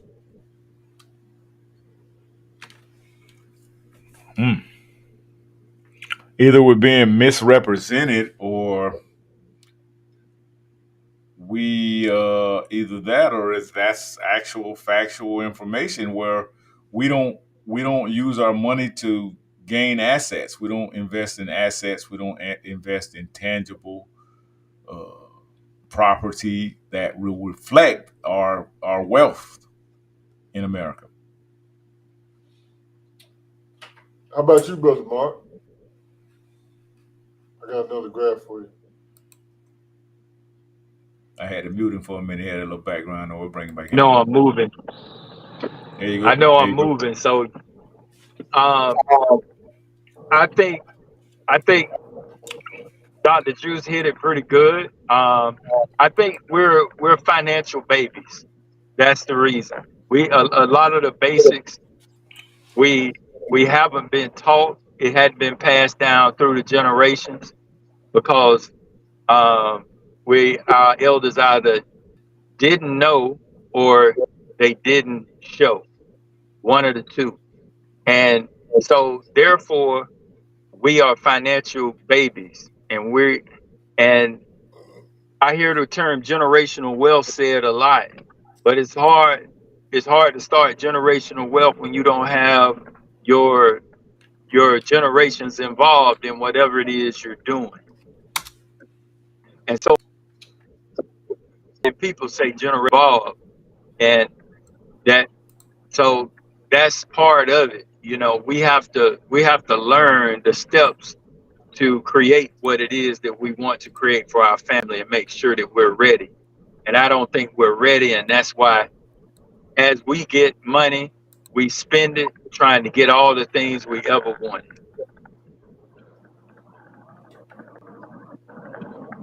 I'll give you my answer. What say you? I'm going to give you my answer. Million dollars, Juice. So, I'll ask you, Dr. Juice, what educational institutions do we have in the black community today, Dr. Juice? Now that we traded ownership for integration, what do we have left? The only thing we have left, and I don't know if there's so much of an educational institution, is the black church. Okay, it's the black church. Now, you see this new chart that I have where the LGBTQ people, they left out the I. I'll include the I out of respect.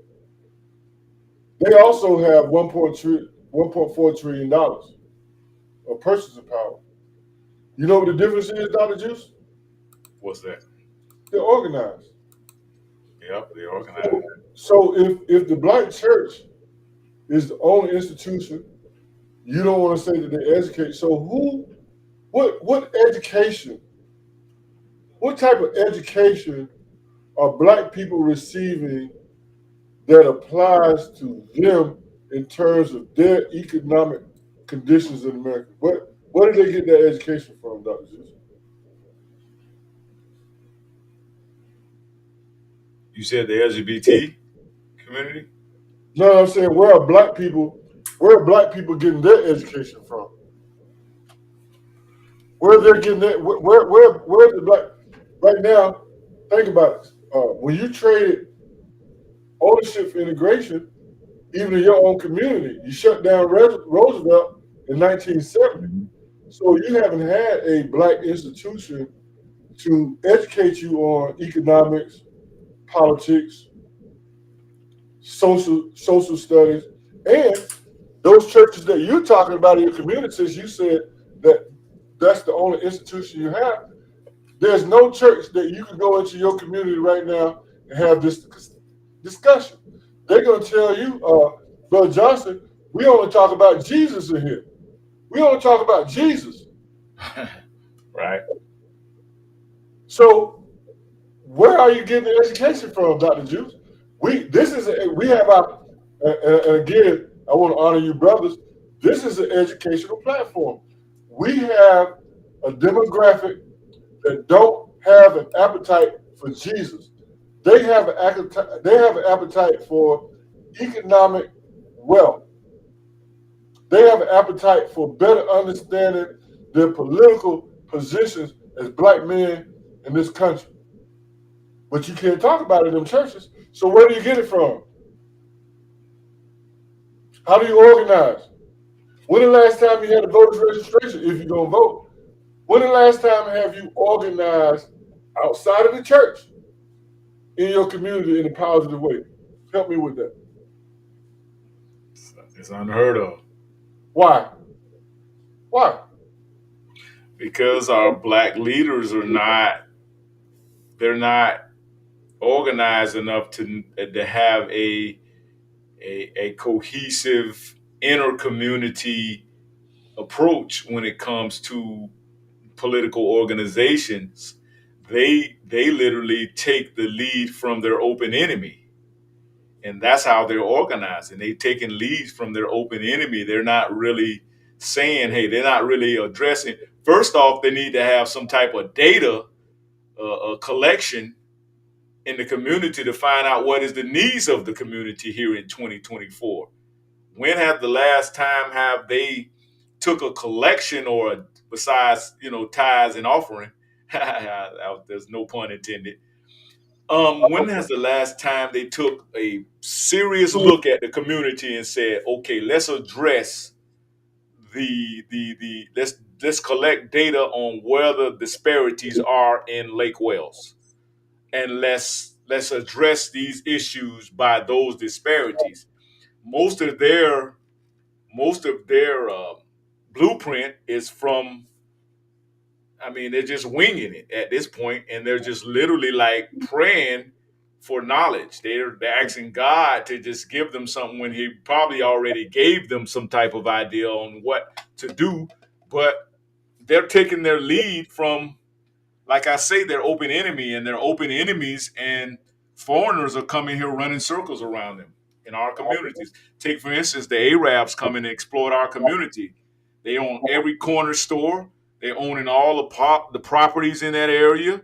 So we just sit back like zombies and just watch our communities be infested and taken over by foreign powers. So put that chart up. Put that chart up again. I got another chart for you right quick, and I'll rest my case. And I know this is gonna sound ugly, but it's gonna be ugly. Bro Mark, we got your back. You're a little loud, but we got your back.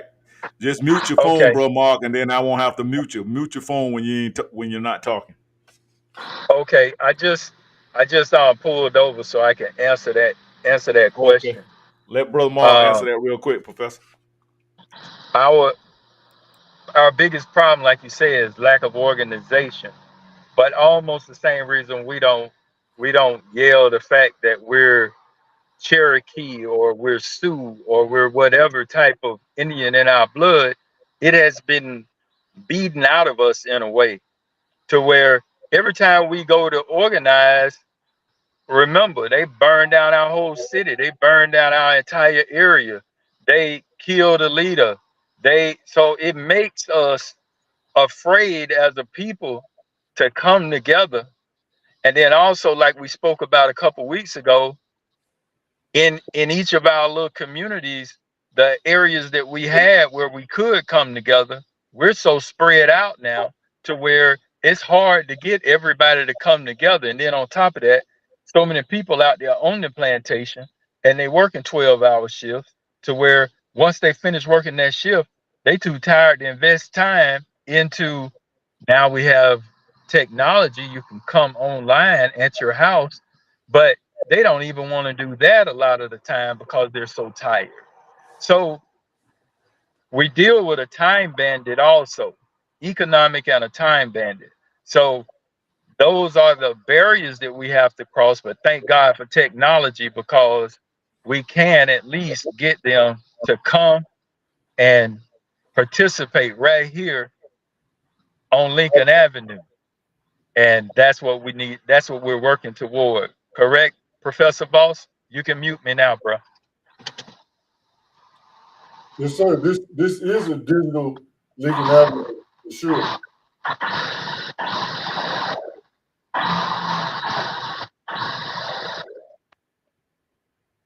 This is a digital Lincoln Avenue for sure.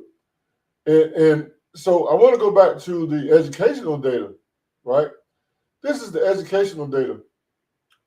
And my hypothesis is this. If your students are on the bottom, if their academic performance is on the bottom in English, language, and arts, and math, what does that say about the adults? What does that say about the adults? So, again, I'm going to pick on the church because you keep telling me I don't have nobody else to pick on. You're telling me that's the only institution left in the community. So what responsibility at this point in the community do you think that they should have in the educational process?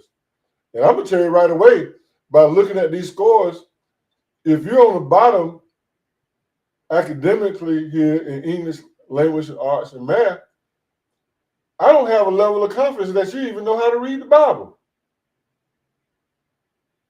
So what type of solutions, Dr. Juice, Brother Mark, do you think that the church could provide? Or do we need to abolish all the churches and create new institutions?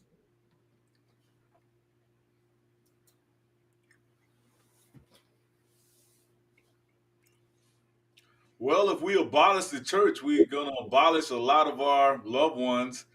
I wouldn't use the term abolish, but I think we need to have an alternative platform when it comes to connecting with the community as far as education and as far as, to be honest with you, as far as faith. Because faith can be used several different ways. Faith doesn't have to be religiously based. Faith could mean socially believing in your community, and it could also mean being a what's the word I'm looking for? A lot of times in church they use this term, being a disciple for your community. Well, I'll just, again, share data that I've observed, unless you can correct me if I'm wrong. Mhm. I use that strong word for a reason.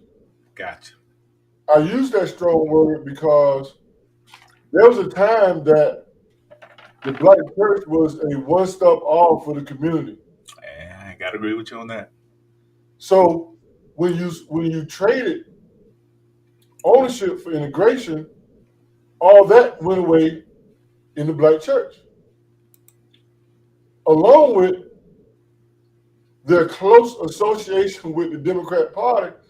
So what I've seen now, and y'all can correct me if I'm wrong, but the so-called leaders and preachers and doctor and bishop and prophetess and all of these names that they have, that's all self-serving. That's all self-serving. All I'm seeing is a bunch of people who, in my opinion, have low self-esteem, and they got to show the world that hey, I can spit out 10 Bible verses in 5 seconds, so that makes me special. And I'm going to go around with my chest stuck out, and you're doing absolutely nothing to enhance the community. And I go as far as saying you're degrading the community when I look at the data. When I look at the data around, how are you going to have 50 churches, but you got 9 homicides, in the community? How is it that you're not connecting with the young people? See, let me explain something to you. Again, there's a time when I was growing up, you would sit in church and listen to whatever the preacher had to say, and you'll take that for face value, right? Right. Well, these young people, when they sit there and listen, if they do, they fact checking while they're listening to all this. For instance, they're saying, wait a minute now, y'all digging up mummies. Way before Christ. You're digging up pharaohs. You're digging up these. They're Googling this. And they say, well, wait a minute. I want to find, well, where the apostles buried. I want to go to their grave site. I mean, I'm going to Egypt. I'm looking at this mummy that existed before Jesus. I want to find Matthew. I want to find Mark. No pun and stuff. Not that Mark. They go Mark right now. Yeah, I know Mark right now. While I'm at the stoplight, let me chime in real quick. I agree. That's why you say Mark. There go damn Mark right there. We found Mark. Go to another one now. And so, yes, they're fact checking. I think the church is a very valuable piece to our puzzle. I think what we cannot do is make it so Bible thumping, so in what we do. They have to bring their numbers in with us so we all can make this happen together, and we don't have to even talk about what we believe other than what we believe our community can be. Absolutely. Professor? That's real hard for me to visualize, Dr. Juice, and let me tell you why. Again, that might be if I'm putting myself in some of the people that I see, what Brother Mark is talking about, that's going to degrade my image. That's going to make me become a little humble. And if I'm Dr. Bishop, Prophet, Prophetess, and Pastor, and all these names that I am, I don't want to lose that because, number one, I can't do nothing else. Most of these pastors that I see, they don't have real world skills. If you took that away from them, they would starve to death. What can they do? Why, if they were so great and close to Jesus, then why aren't they teaching these boys some skills? Why aren't they teaching the same people who can't read in their congregation how to read?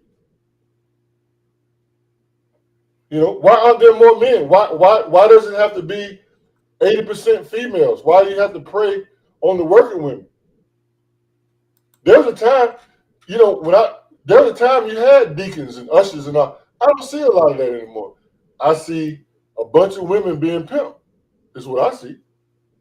And since women by nature are emotional, and since emotions can be manipulated, we're seeing that.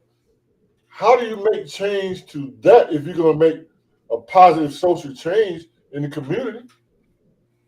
Help me with that. I'll wait. Well, I think too, they always are saying that the black men are just not interested in the Lord, and we're not participating in religion, and you guys are not being accountable for your families in your community because you don't come to church and you don't attend church. What do you have to say to that, Professor?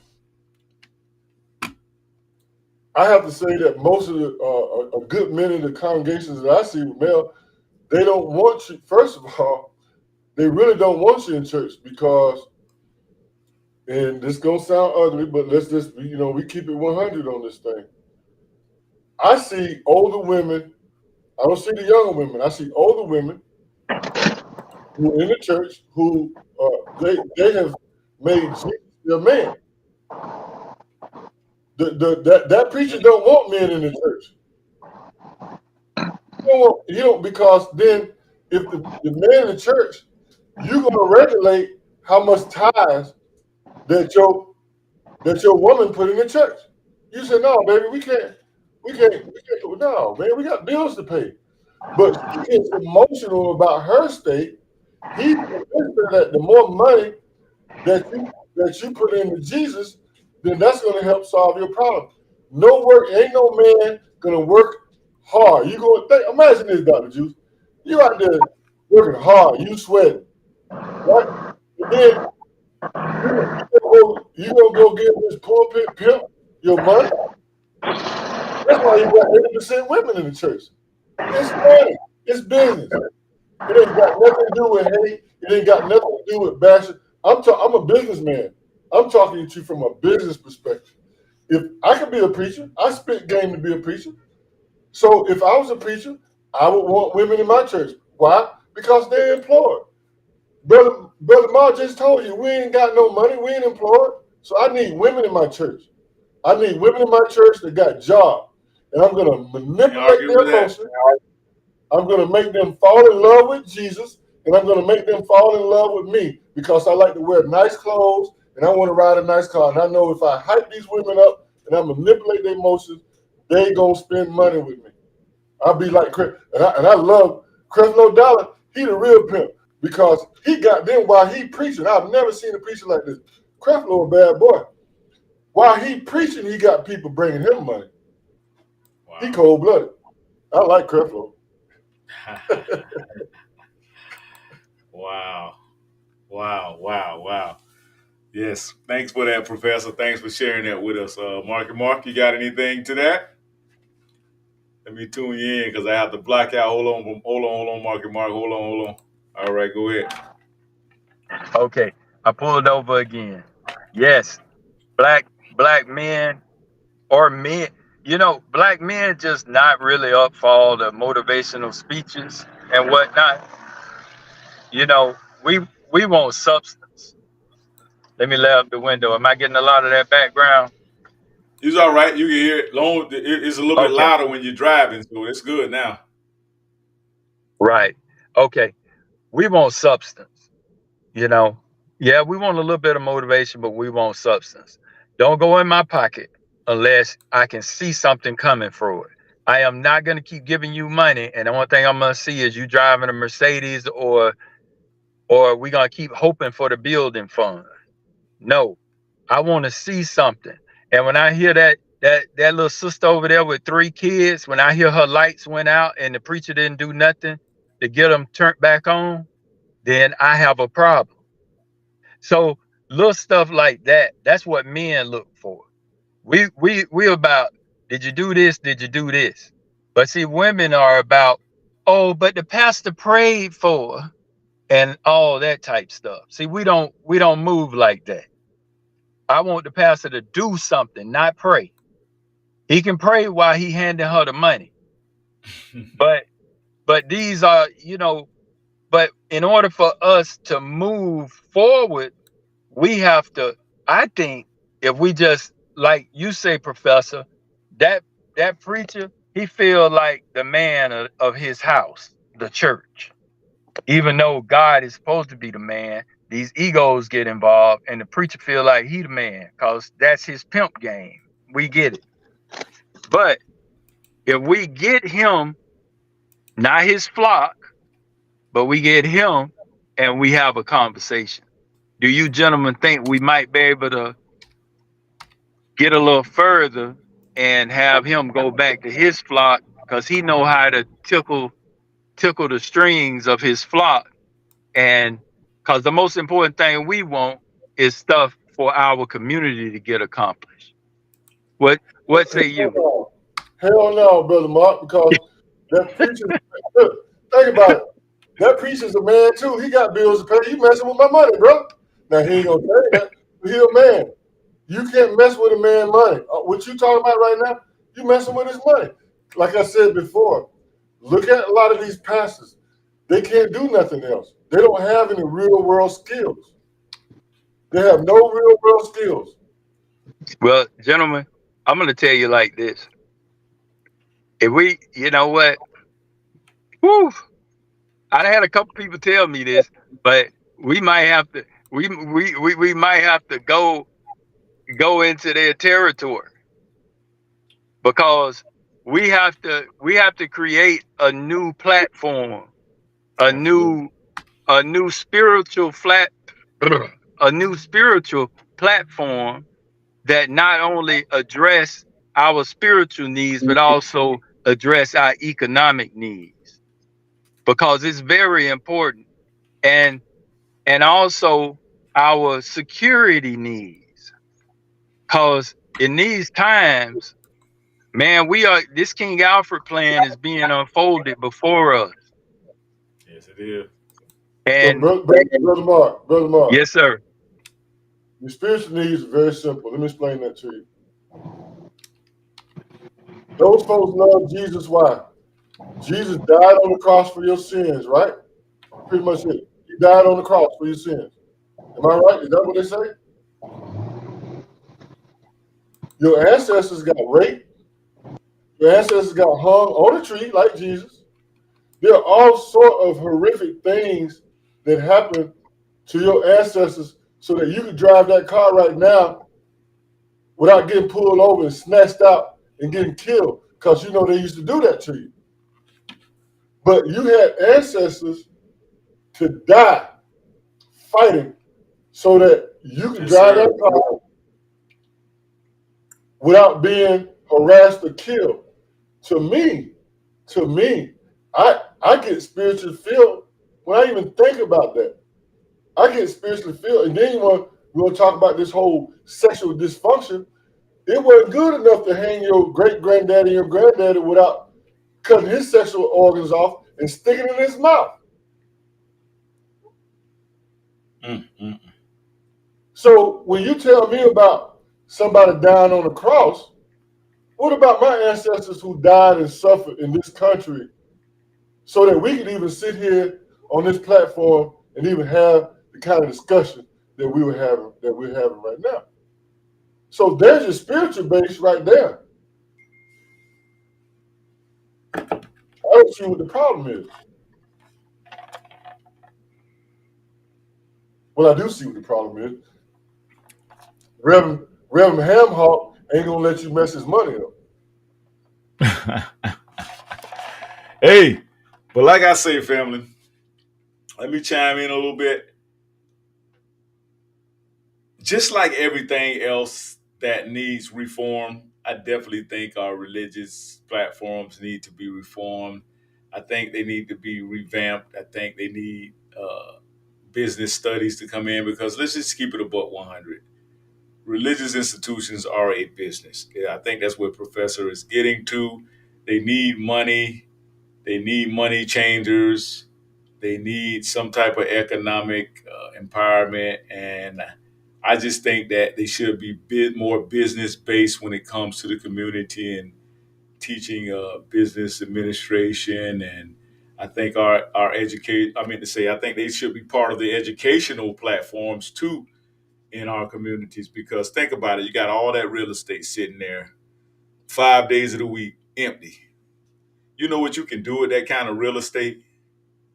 You know what type of programs could be implemented? You know what type of homeless people could be helped? Do you know what type of troubled youth centers you could have running out of those establishments? There can be a lot that can be done, but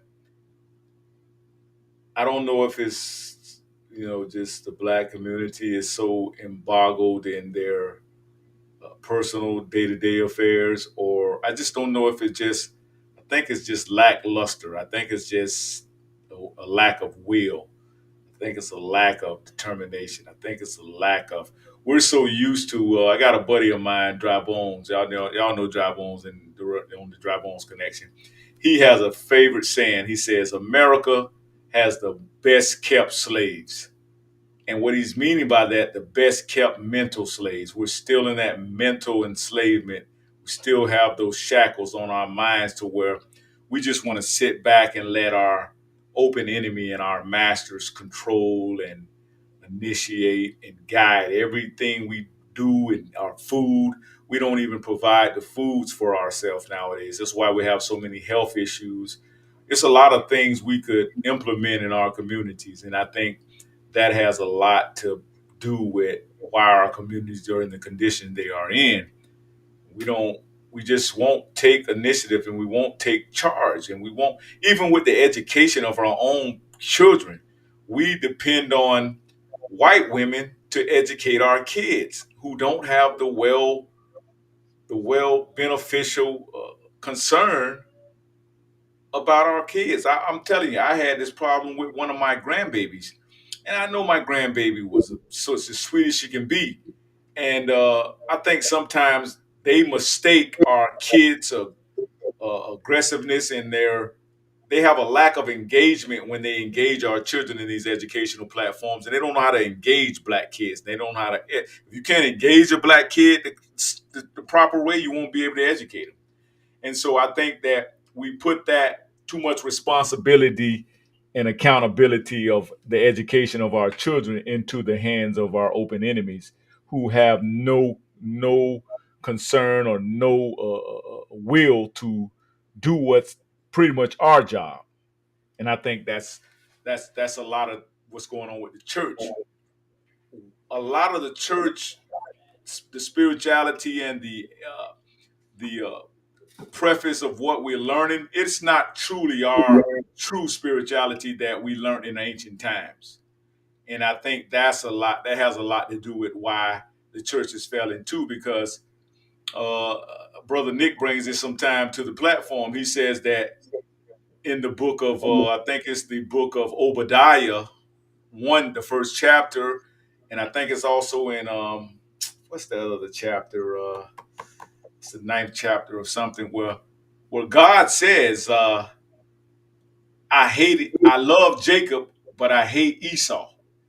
So God does give you the authority to hate him at some point in time. He's a God of wrath. He kills when it's appropriate. He punishes when it's appropriate. So he said, I hate Esau. In your modern Esau, the modern tribe of Esau is your modern day white man, Caucasian. I'm just keeping a buck 100. Now, don't get mad with me. Get mad with the creator, because that's the word. I digress.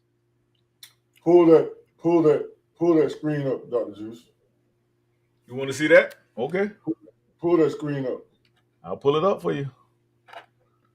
Yes, sir. Give me a second here. See, you have to know your tribes of Israel. You have to trace that back. It's Romans 9. So let me pull that up real quick for the family. Romans 9, ninth chapter. And that's in the King James.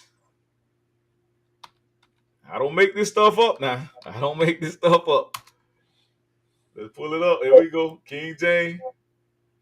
Here it is right here. Let me pull it up real quick for you. And I'm going to pull up the Obadiah version too.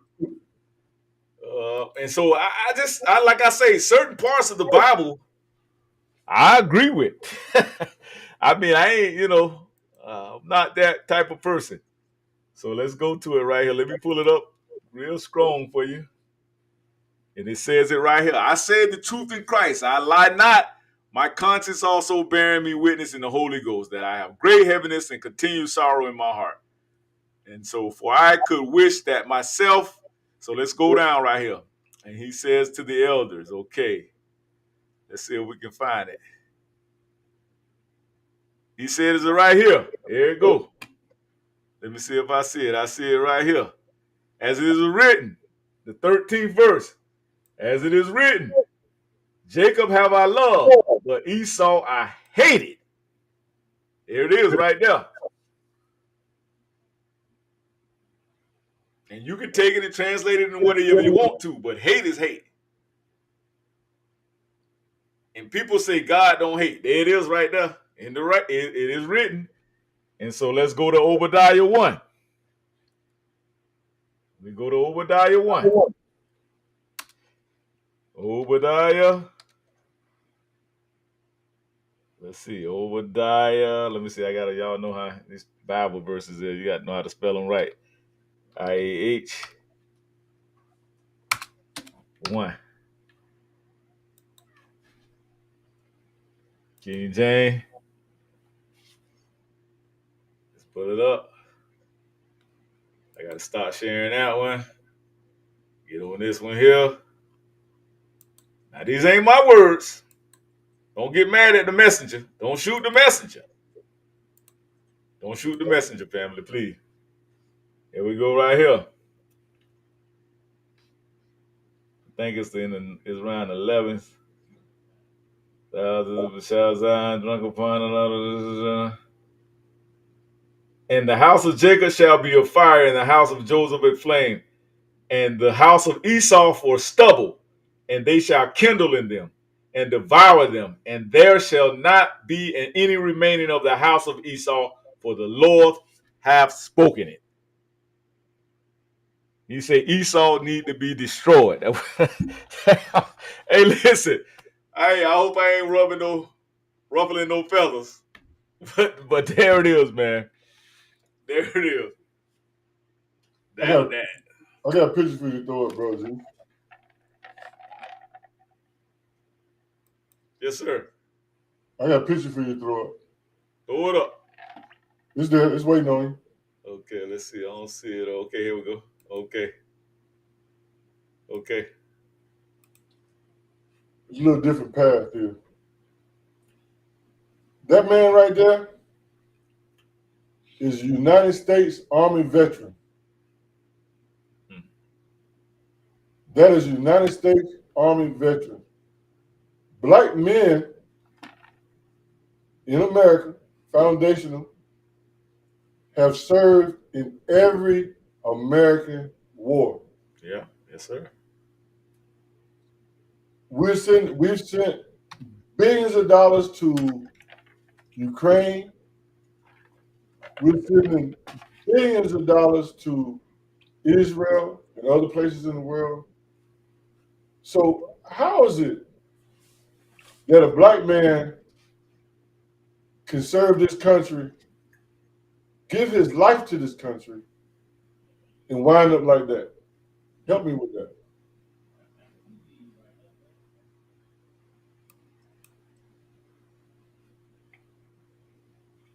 Well, I'm gonna tell you what a lot of the naysayers would say.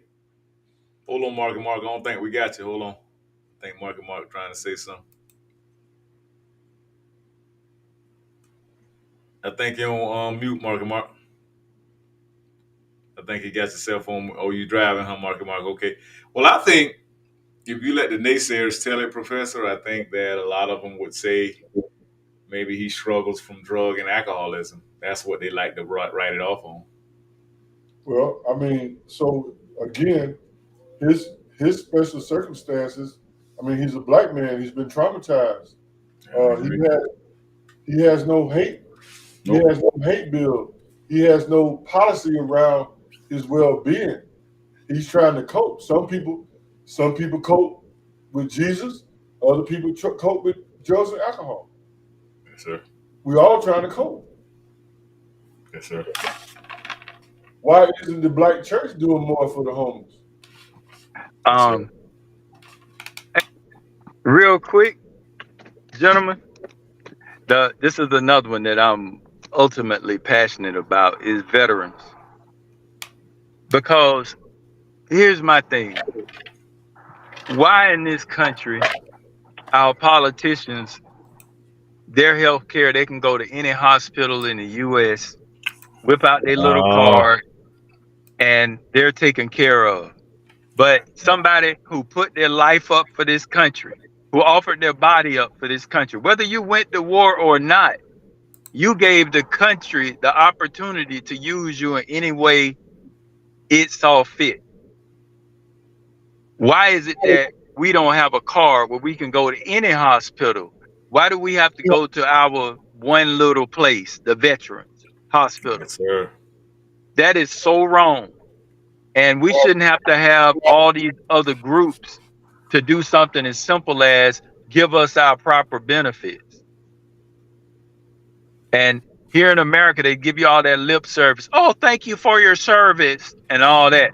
Right. You know, that's just a normal response since Vietnam and how they treated veterans. Now they want to give you better lip service.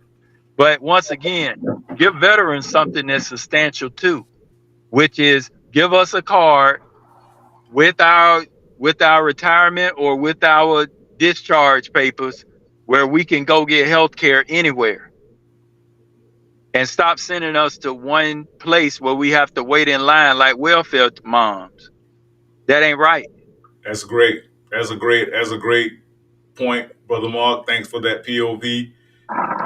And like we was talking earlier, about why the specifics get done for LGBT. I think our veterans should definitely be one of the most specific items on the elections agenda before anybody, I believe, because without the veterans, there would be no America.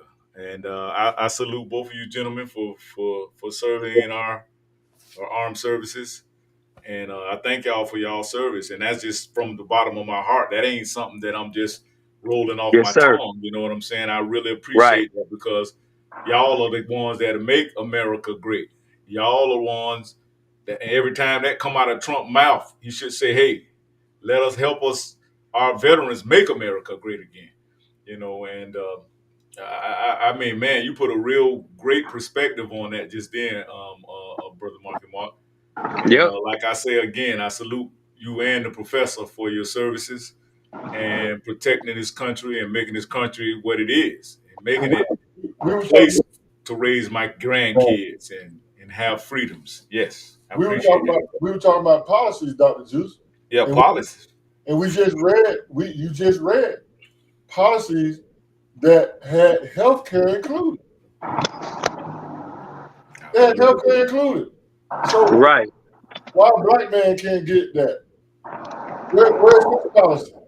Man, He on the street with a cup. man. Correct. Healthcare, and not only healthcare,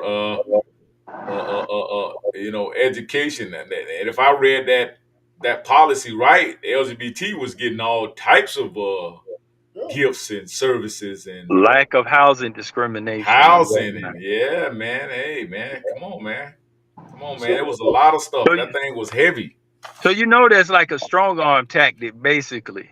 So now, if you refuse me, and let's say my credit score could have been low, but I can say, "Are you really discriminating against me because I'm LGBT? I think Oh, you're discriminating against me because of my sexual preference." And see, now that company have to kind of back out of it because they don't want to go through legal issues, and then they get somebody who's unqualified housing. yes, sir. So, because just like they strong armed the American people in many ways for bathrooms, for being called marriage instead of a union, all that type stuff. You know, so I think that's another strong arm tactic that they just opening the door for. I'm gonna mute while I move. Okay. so why can't your friend Miss Kamami, Dr. Juice, address this issue? Here's a veteran. I'm gonna ask her. I'm gonna get in touch with her, man, and I'm gonna ask her. Girl, Because man, I'm doing all I can do to defend her, man. And I'm really rocking with you, Kamala, Kamami, or whatever you want to be called, Kamala, or you know, stop confusing us with mumbo jumbo, and let's sit down and have a real conversation, and let's have a real discussion. And we got these guys putting pressure on me, and I'm trying to defend you, but I'm running out of time here. Let's get some comments in real quick, y'all, real quick for the fellas. Yeah, brother, I will be okay. He said I will be happy that we already got that one. We already got that limit. Okay, we got that one. We had a couple of more comments from the brothers. Let me get them in, y'all. I know we had a couple of more. You want my damn vote, but you got a black man Right. out the street like Right. this. Yeah, Mr. Harrington says we don't invest in ourselves enough. We invest in everybody else but us. These public schools are not teaching us how to become business owners. We should have our own banks right now. I don't understand how we can have so many churches and not our own. Let's see what he got right here. And not our own banks. The church is the problem. We need establishments. We need establishments away from the church. Mr. Harrington says. What do y'all think about? I think Mr. Harrington was kind of piggybacking off of what, and that's the thing about it, man. All that money that's collected at church, why the church can't be a bank? Well, let's pull up some data. Let's see how much they collect during the year. I have that data. Hold on. That's a good question. That's a good point that brother just made. Yeah, here we go. We'll pull that up. The church should be able to be a bank. All that money they collect. 50 years of collections, man, I'm talking trillions.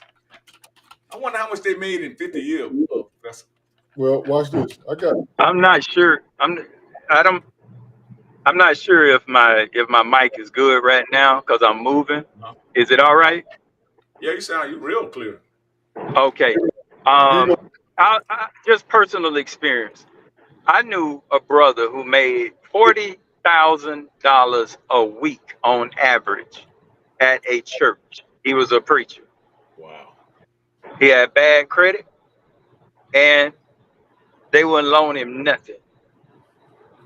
And he went through. He squandered that money like nobody business. And I use him as an example because so many times, as Professor Ball said, it's ego, it's ego, it's ego. And when the more money you make, the more money you spend. And we're not trying to create anything for the community or for our family. We're only worried about the now when that type of money is going through your fingers. So I say you're right, because to start a credit union, you only need like I think $260,000 to start a credit union, Mm. and a bank is a little more. Professor Balch, you could check that for me. Let me know. There's the data for you right there. 420 billion, sir.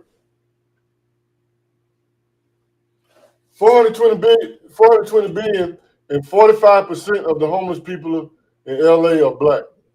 Make that make sense. Mm, mm, mm, 420 billion. There's the data for you. So that's some big data. right, and then here's the other thing. For your dear friend, Mr. Mammy, what confuses me is that how much money did they raise overnight for her? Was it 80 million? Something like that in one night. Right. So I'll look that up.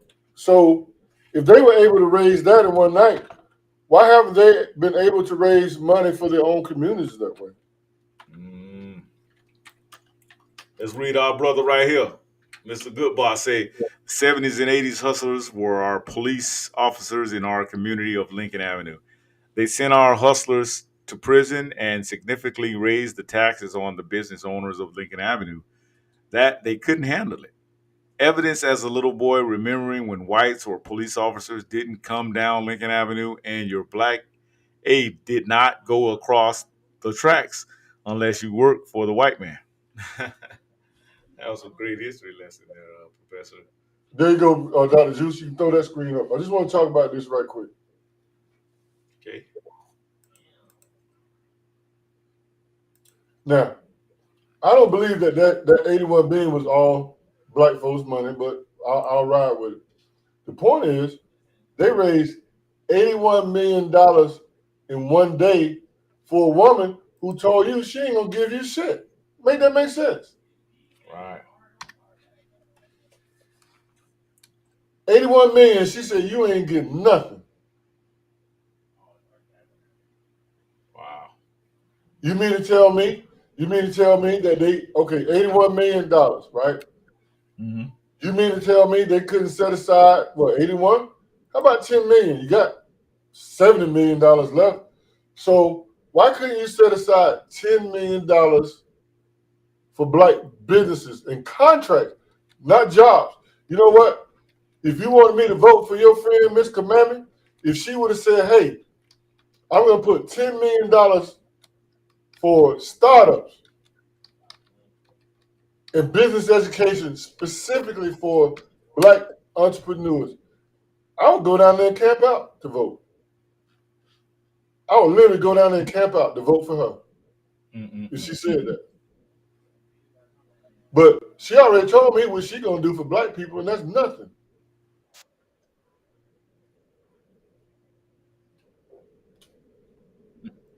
What do you think about that?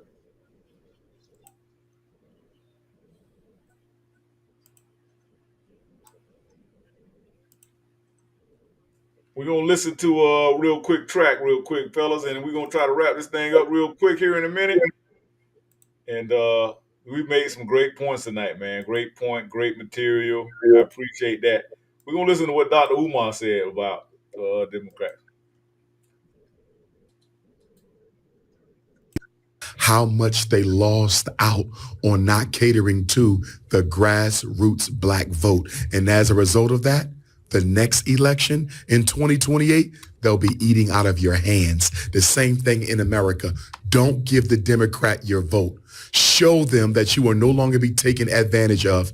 Yeah, you may have to deal with a Republican president for 4 years, but guess what? The Democrats haven't been no walk in the park either. Show the Democrats that if you don't deliver on the things that matter to us, not to the Chinese, not to the immigrants, not to the homosexuals, to black people, show us that we matter and we will return the vote to you.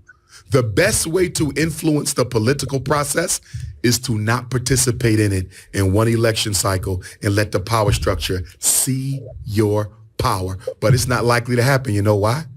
Because the ANC, the EFF, just like the Republicans and the Democrats and everybody else, they make black people, there's a tendency to make black people feel bad for not participating in the electoral process. They tell you things like, you know, your ancestors died for you to have a right to vote. No, they didn't. Nobody died for you to have the right to vote. They died for you to be free. They died for liberty. They died for justice. They died for equality. They saw the vote as the quickest means to achieve that. But now, 29 years after apartheid, we can clearly see, as you guys are going into your 6th election cycle, I believe it is, voting ain't going to change nothing in South Africa. So withdraw from the political process. Show them your power. In the next cycle, they'll eat out of your hands. Everything he just said was spot on, and there's nothing.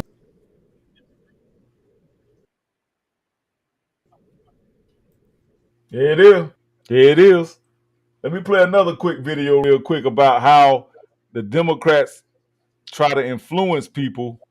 And this is kind of show you what's going on. And man, this is going to kind of break it down right here, man. Real heavy for you. Let's see. I got it right here. You're really showing how low your IQ are, Dr. Juice. Exactly. I'm showing how low my IQ is. Watch how this brother outsmart Luke Skywalker. Premises in my belief, but I also think that the Democrats are equally. Listen to this brother real quick, y'all. I waited. I was patient. I waited my turn to speak. I waited for about maybe an hour, to be honest. Totally, from when I got, but okay, I got bought up. So this is what happened last night on Twitter. It was so much of a big deal. I literally changed my topic. I was going to talk about something totally different. I changed my topic to discuss this. So this is what happened in the space.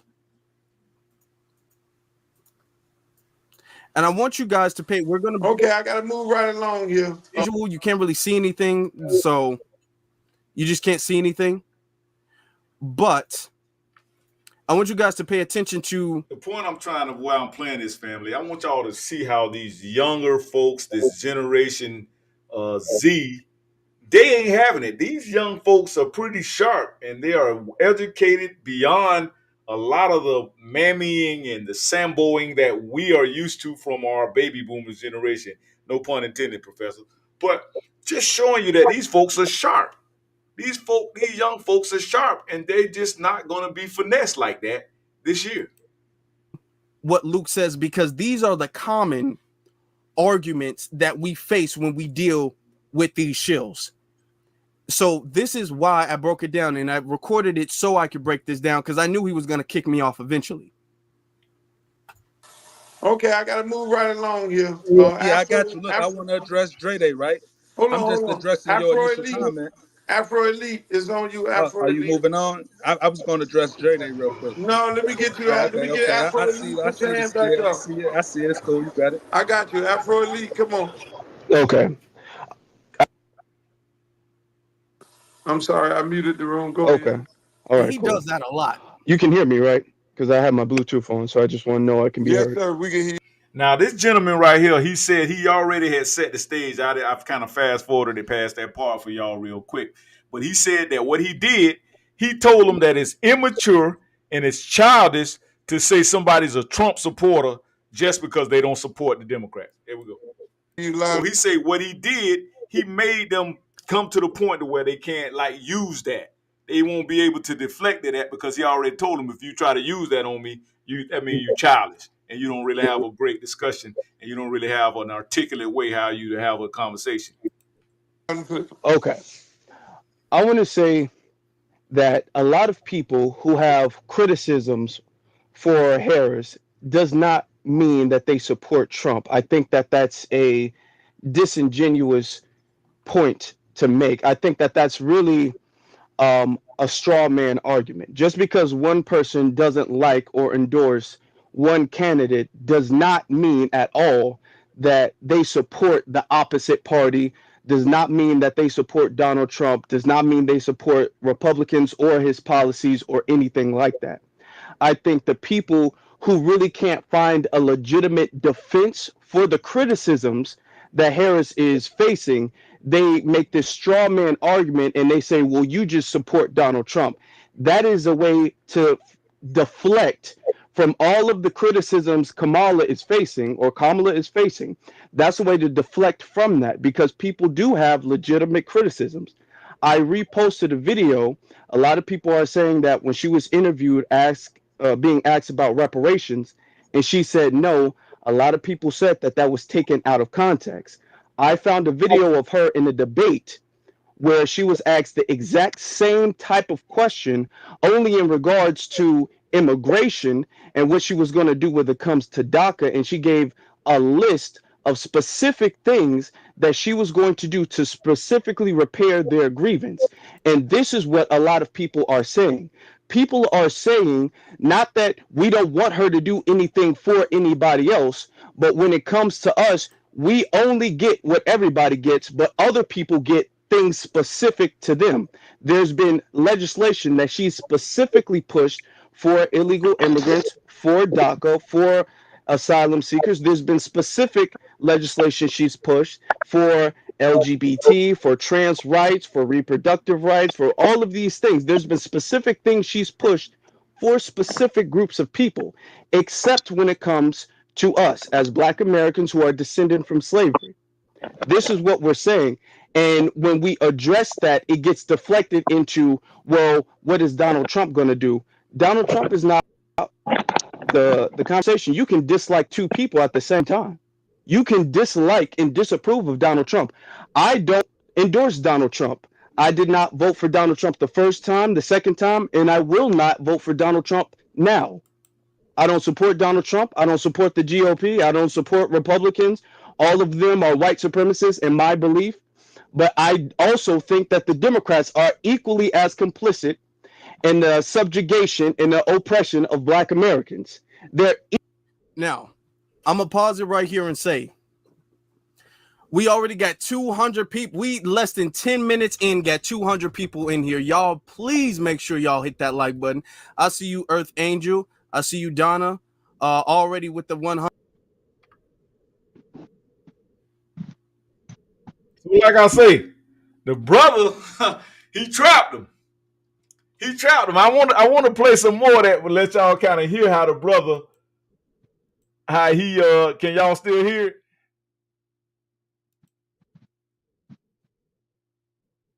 Yes, we can.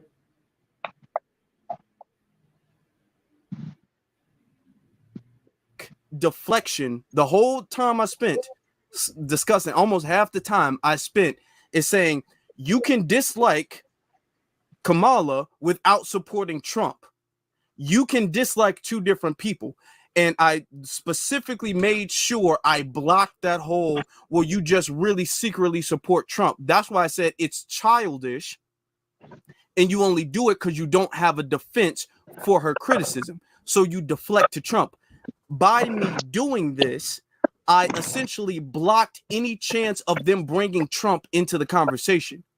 By me saying it's childish to bring Trump up, you're bringing Trump up because you don't have a defense for her legitimate criticisms. her or the party's legitimate criticisms. By me saying that if they ever do bring Trump up, it proves my point that they can't stand on Kamala's background. They can't stand on her and her own validity and her own credibility as a candidate. They can't do that without bringing Trump up. So it's almost as if I set this trap, like they're playing checkers and I'm playing chess here. I set this trap up to where they can't bring. That's the very first thing I said. The first thing I said when I went in there, and I still got more to play.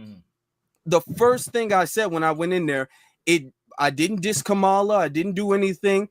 The whole argument that she's not black, we get that. We know she's not black. You're not going to convince them because that becomes this very repetitive argument about, oh, no, you saying Bob Marley ain't black. You saying Marcus Garvey ain't black. You saying no. That's time wasting. We can have those conversations amongst ourselves. We know amongst ourselves Kamala is not black at all. We know that. But what we want to argue with them is policy, because let's be very honest, whether she's black or not, if she was a black Jamaican or FBA, what is her policies? If she don't support reparations, she don't support black families because she be locking them up. She don't support deportation of all of these harmful illegal immigrants. What are we supporting her for? She doesn't support a protective status. She doesn't support us having a specific hate crime bill.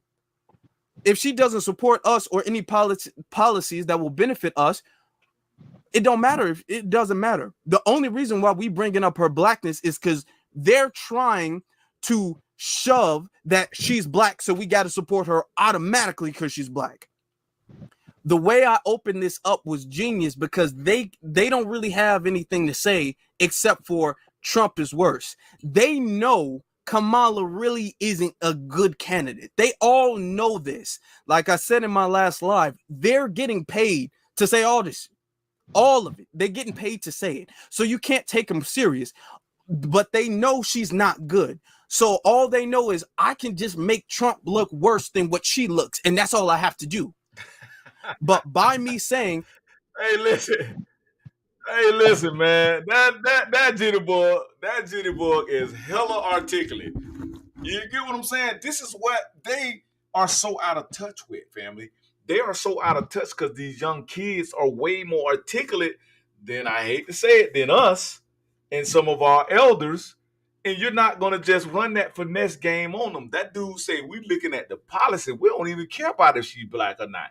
What is the policies that's going to make her better than Trump? And as y'all all know, Trump got some hella policies. You got the platinum plan. You got Trump gave HBCUs over $500 billion. Biden them got into office and snatched the funding back out of the HBCUs, family. This is not stuff we're making up. These are facts. Listen, right here, we're discussing facts on this platform. We don't come at you with fairy tales. Okay? Facts matter over here. And that's what we're discussing. We got the receipts here, man. This is the home of the receipts, Urban Matters Black Media Group. Fellas, y'all get it last word in. We're going to try to wrap this thing up. We're going to come back at them again tomorrow. We're going to stay on your head like a bang. You know how you had a little bang on your head? Y'all ain't get that. Y'all missed that. Right. Go ahead. It's been a while. It's been a while since I had a bang. Exactly. So. Exactly. Oh, I love it. I love it. Receipts. I would like to talk to both of you gentlemen offline for about 10 minutes. Yes, sir. I have a little project in the community I'm sort of pushing in my head. Absolutely. And absolutely. So, but very important that we stop falling for the Jedi mind trick every election. And we got to get serious about data.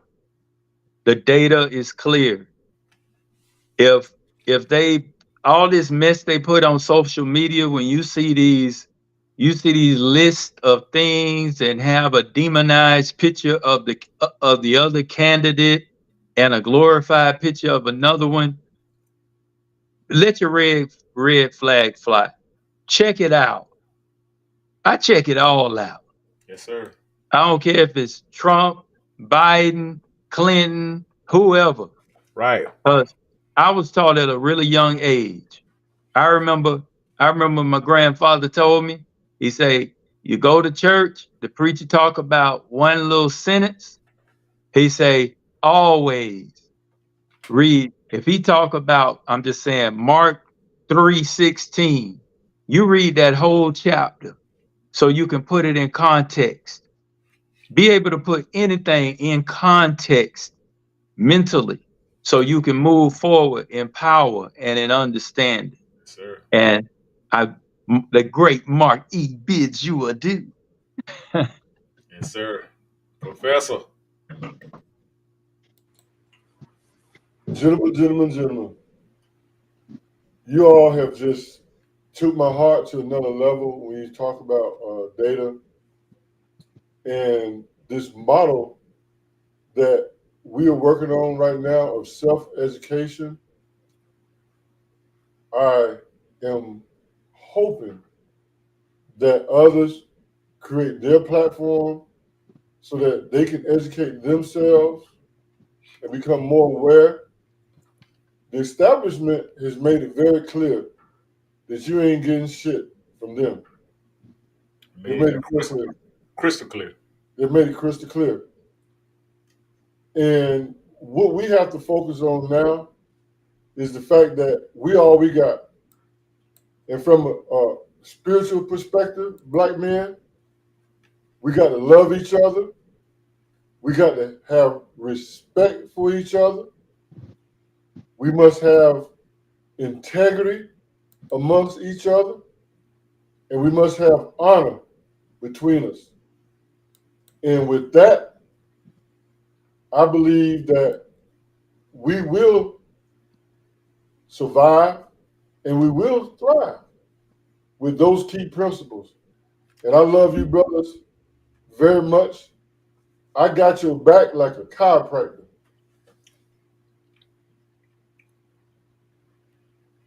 Yes, sir. Yes, sir. Yes, sir. I appreciate that. So let me give us some closing words, family. We're working on this platform for us, for our community. Us. Y'all go watch that. That's a good movie too. Us. That movie called Us. It shows you how other people will come here and portray you, try to act like you, will piggyback off of you, will culture vulture you, and will literally talk greasy about you and try to treat you greasy and literally live off your legacy and try to, piggyback and hijack your legacy. Family, let me tell you something. No matter what they say, without us, without our struggle, without our existence, this country would not even exist. I don't know how I can clarify that any better than I just did. You are the foundation and the fabric of this country. You are the Black Foundation American, foundational Black American. You are the true patriot. When they talk about patriotism, they don't get no more patriot than us. Yes, sir. What's that book there? You know what? I got to learn how to turn I'm gonna do some software work. And Professor, we got to get them titles turned around. Black, what does that say? Indians. That's us. Yes, sir.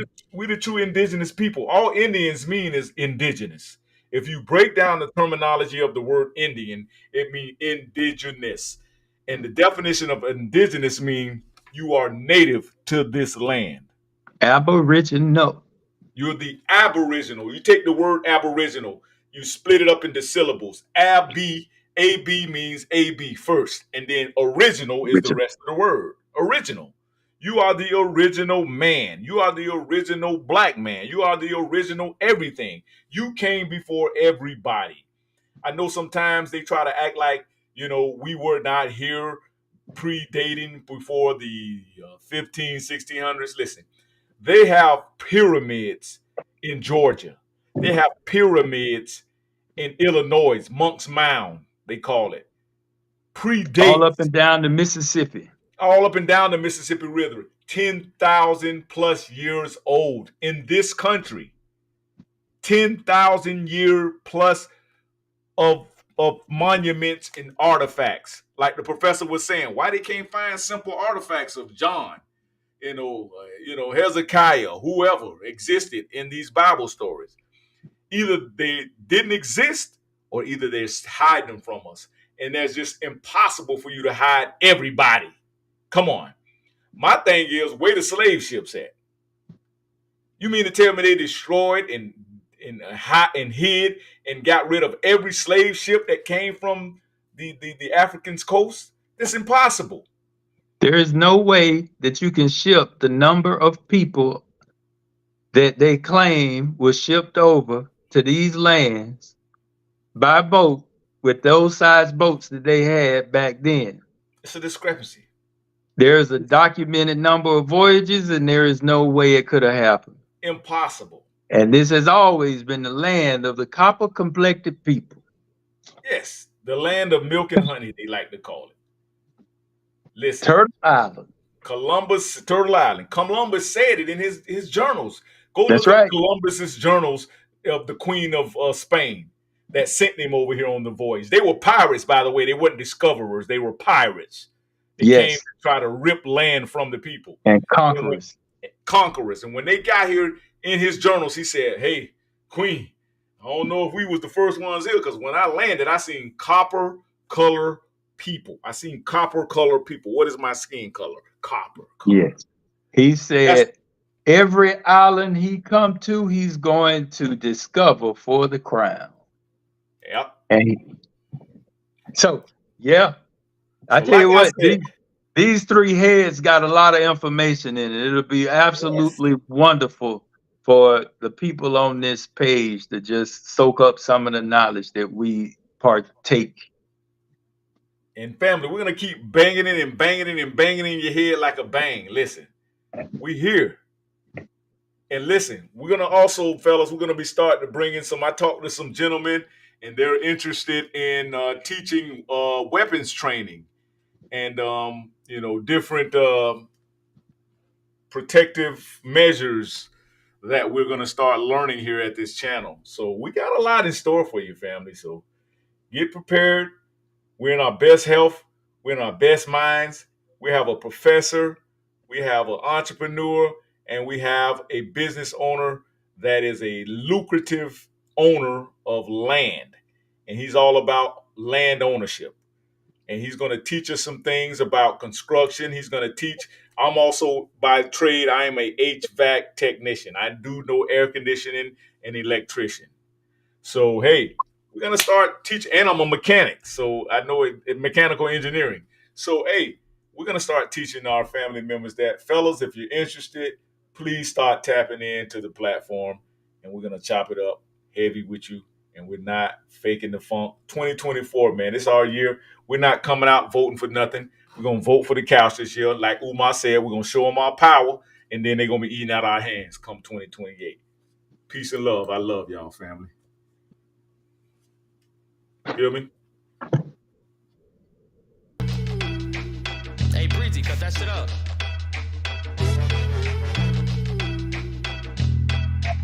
We're going to have that conversation. Peace and love, family. You can also join us. Check us out at YouTube. We got a YouTube channel, Urban Matters Matter Live Chat. Urban Matters Matter Live Chat. Check us out. Yes, hey, Breezy, cut that shit up.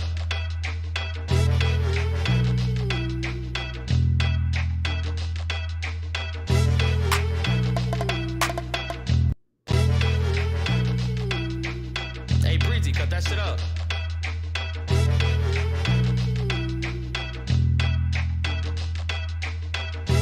Oh, we want to get that last comment in. Let's get that last comment in. We got one more comment. Hey, Breezy, cut that shit up. Mr. Goodbye said, Jesus is so real. Praise him. If Jesus was made up by man, what is the creator letting you know? Oh, we're going to have to follow that one up. Thanks for that, Mr. Goodbye. Hey, Breezy, cut that shit up. Thanks for that. Peace and love.